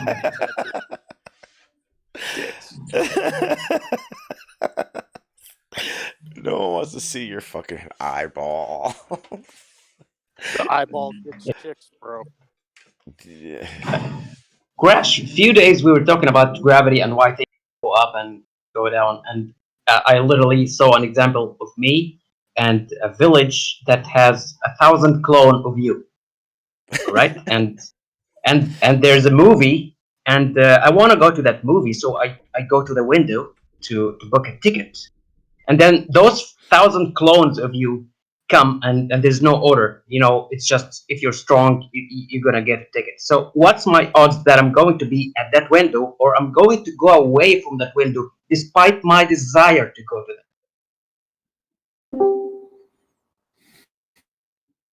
I mean, I'm 5'6" and 130 pounds, so my chances to reach that window when 1,000 clone of you are there is almost zero. Erebus is here. Uh-oh. Well, no, it's safe as long as Travis is here. Erebus doesn't get dangerous. Wait, did I miss Travis? No, I'm just fucking No, around. but You did miss Chris though. They're trying to get me to get Travis tattooed on my chest. Hey, Erebus, you didn't hear the stream a little while ago with Chris? No, I haven't been on since this morning. I haven't even been on my phone. I've been making observations. So he showed us a boat, the boat disappearing beyond the horizon, basically, and him saying basically there's not curvature. I don't know his argument, but I'm trying to get the picture up so I can send it. His argument was the boat is going up in perspective, which is what you would expect on a flat plane. No, the boat was floating. Oh, yeah. He kept his first argument was that I was saying that the boat was flying or something. I don't even know. Yeah, if you listen to the guy that actually did the video that Chris mirrored from somewhere without giving them credit, his deal with it was that it's doing what we would expect it to on a flat Earth, which is rising in perspective as it goes farther away until it meets the convergence point for your eye. Oh no! Yeah, can you see that photo I just put in the chat just now? Hold on, let me look. What? Okay, yeah. So Chris actually shared that with us, and I'm like, Chris, don't those blocks represent the height of the ship, or the size of the ship? He's like, yeah. I go, Chris, you do realize that the two bottom pictures show that boat below the horizon? And he goes, no, that doesn't matter. Wait, what? Yeah, he dug himself into a huge hole. Those pictures show exactly what we're trying to explain, and I don't think he caught it. You gotta go back and look. I can't repeat the whole thing again, but it was funny. It was awesome. That's fine. Wow, those are blurry, but yeah. Oh, you should have seen the video. It's even worse. Oh, that's. And I even told him too. I was like, oh, "You're still getting crappy shit." No crappy. I didn't actually bring up the fact that the video that it was showing us was analog magnetic tape video as well, and that's like serious. I'm positive. I'm positive because of the artifacting and the video baked timestamp. Normally, you just have that as a digital code. So yeah, well, can't you can add that to an editor though. You can, but you can't produce effects like the okay. You get. I get it. Yeah, you get a certain color. You get a certain color artifact kind of thing, and it's an old it's incredibly low res. It's like a 480p frame, so that's just an old analog camera. And I think we stopped using we stopped using them a long time ago, and it's like, God, flat Earth was discovered all the way back then, and it's been hidden all this time. Or maybe he just bought that camera. Or maybe he has a P900 and likes the 480p setting.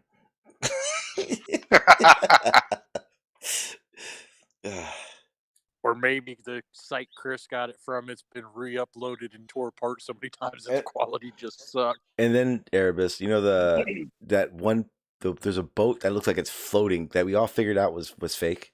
Like we had brought it up, and then we all found out it was fake. Basically, he then brought because I found the original video. Yeah, then he brought that boat into the question as part of his argument. He was here. Y'all explain it? Yes, it was just a little bit of fog. Yes, we did. All we explained, like we told, that's not looming. We know what that is now. We've gone through this, and he was like, "We'll still look at it." And I'm like, "This is getting ridiculous." By that point, everybody was like, "You're crazy. What are you talking about? We're done." Yeah, it was a good one. And then every one of the pictures, he's like, "Oh yeah, look at this one," and we're like, "Yeah, exactly. Look at it. What's wrong with you?" Like I said, I'm pretty sure he hit ×2 on it and watched that thing as fast as he could, because there was just way too many. Did you watch this moments? Didn't make any sense. But that's the other thing. I was gonna try to get up I sent a couple of the cargo ones. I was gonna play that video, but he wasn't gonna stick around long enough for it, so he didn't get to see it. Oh, they never stick around long enough. No, they don't. Yeah, but I know what I was gonna do. I was gonna check my email, see if Modern Day Debate had emailed me back. I figured out. Yeah. Okay. What's up? I figured out. You know how I did videos debunking life is short? Yes. I figured out exactly how he got his light to do. How's that?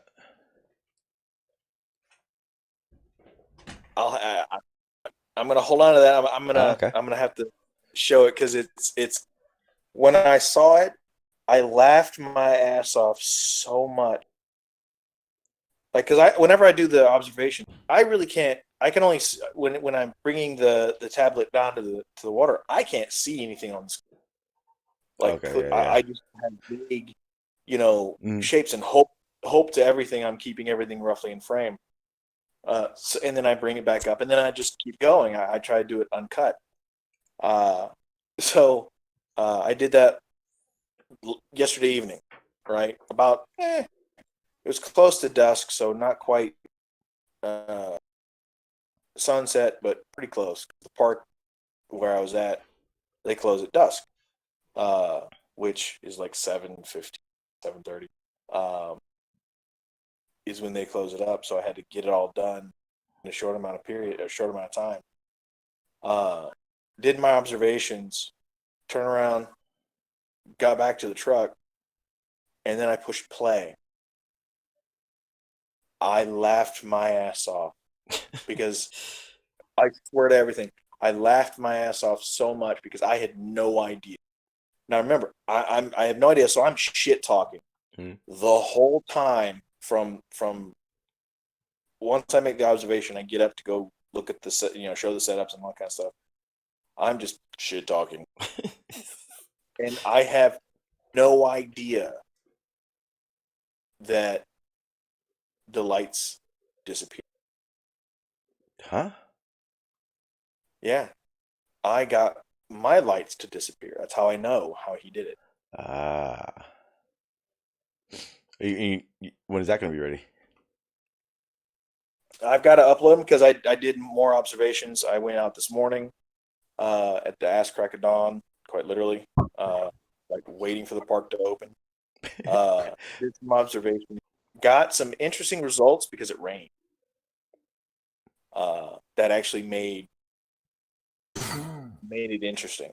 And then just now I got back from going to both places again, the smaller pond and the other larger one, and did some control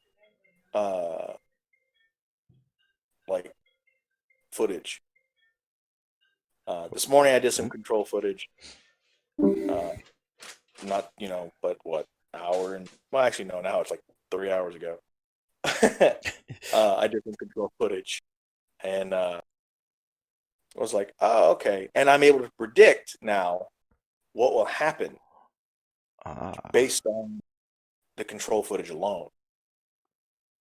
Like I know what will happen with my observation given. It's really interesting, much more predictable. Damn. Oh, I can't wait for that one. Yeah, I'm starting to realize it's always on them. They always fuck up somewhere. It's because they're not planning it out, not thinking about what the fuck they're trying to say. That's their fault. But I'm going to get the fuck out of here, guys. I'm tired of shit. And I'm hitting my 3 hour mark anyway. Yay, me. I'm right at 3 hours. Haha. No more that 4 hour shit when I start rambling and don't even remember what I was saying. So you said Airbus. Yep. Huh? So that'll be coming out soon, right, Airbus? Yeah. Coming out soon, right, Erebus? Damn. See, that's why. Yeah, I'll probably upload a little bit later on after my girl goes to bed. Cool. Because she's talking shit while I'm doing this kind of stuff. That seems to be like how it works now. Everyone's girl's like, you're a fucking idiot. Why are you dealing with that shit? But yeah, she's just kidding. Just because. Yeah, because she knows she can. Yeah, they love to do that. Big Blue, you got anything coming up? Well, I'm working on a couple of videos right now, but I don't know. Might have something out later tonight or tomorrow. Cool. Sounds good. Thank you, sir. Appreciate you being here. I wish. Thank you. Yeah, you're here for that. Stingray. Yes. You're playing Candy Crush, aren't you? I'm not. I'm working actually. Oh.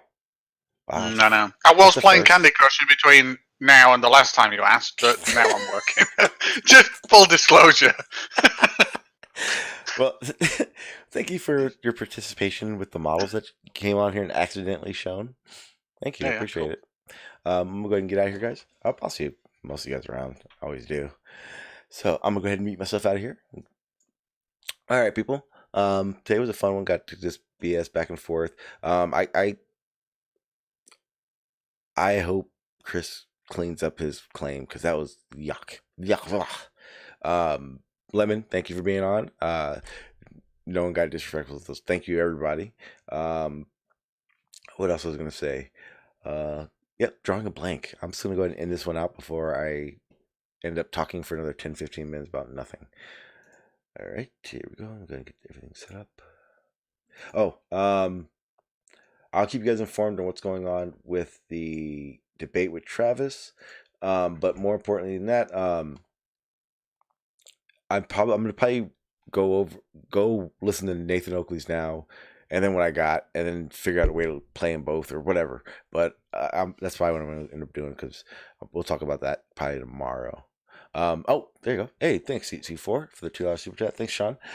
Be safe, everyone. Yes, please be safe. Please, even if you think this is a hoax, okay, guys. Why not just be safe? I mean, really, is it that big of a deal? Every day we all complain about having to go to work. Now that you don't have to go to work, you complain because you can't go to work. Just hang tight, listen to some live streams, hang out with some people, discuss shit, and eventually it'll be over at some point, right? With that being said, guys, I'm gonna get the hell out of here. Thank you guys for being here. Appreciate it so damn much. Fuck. Peace.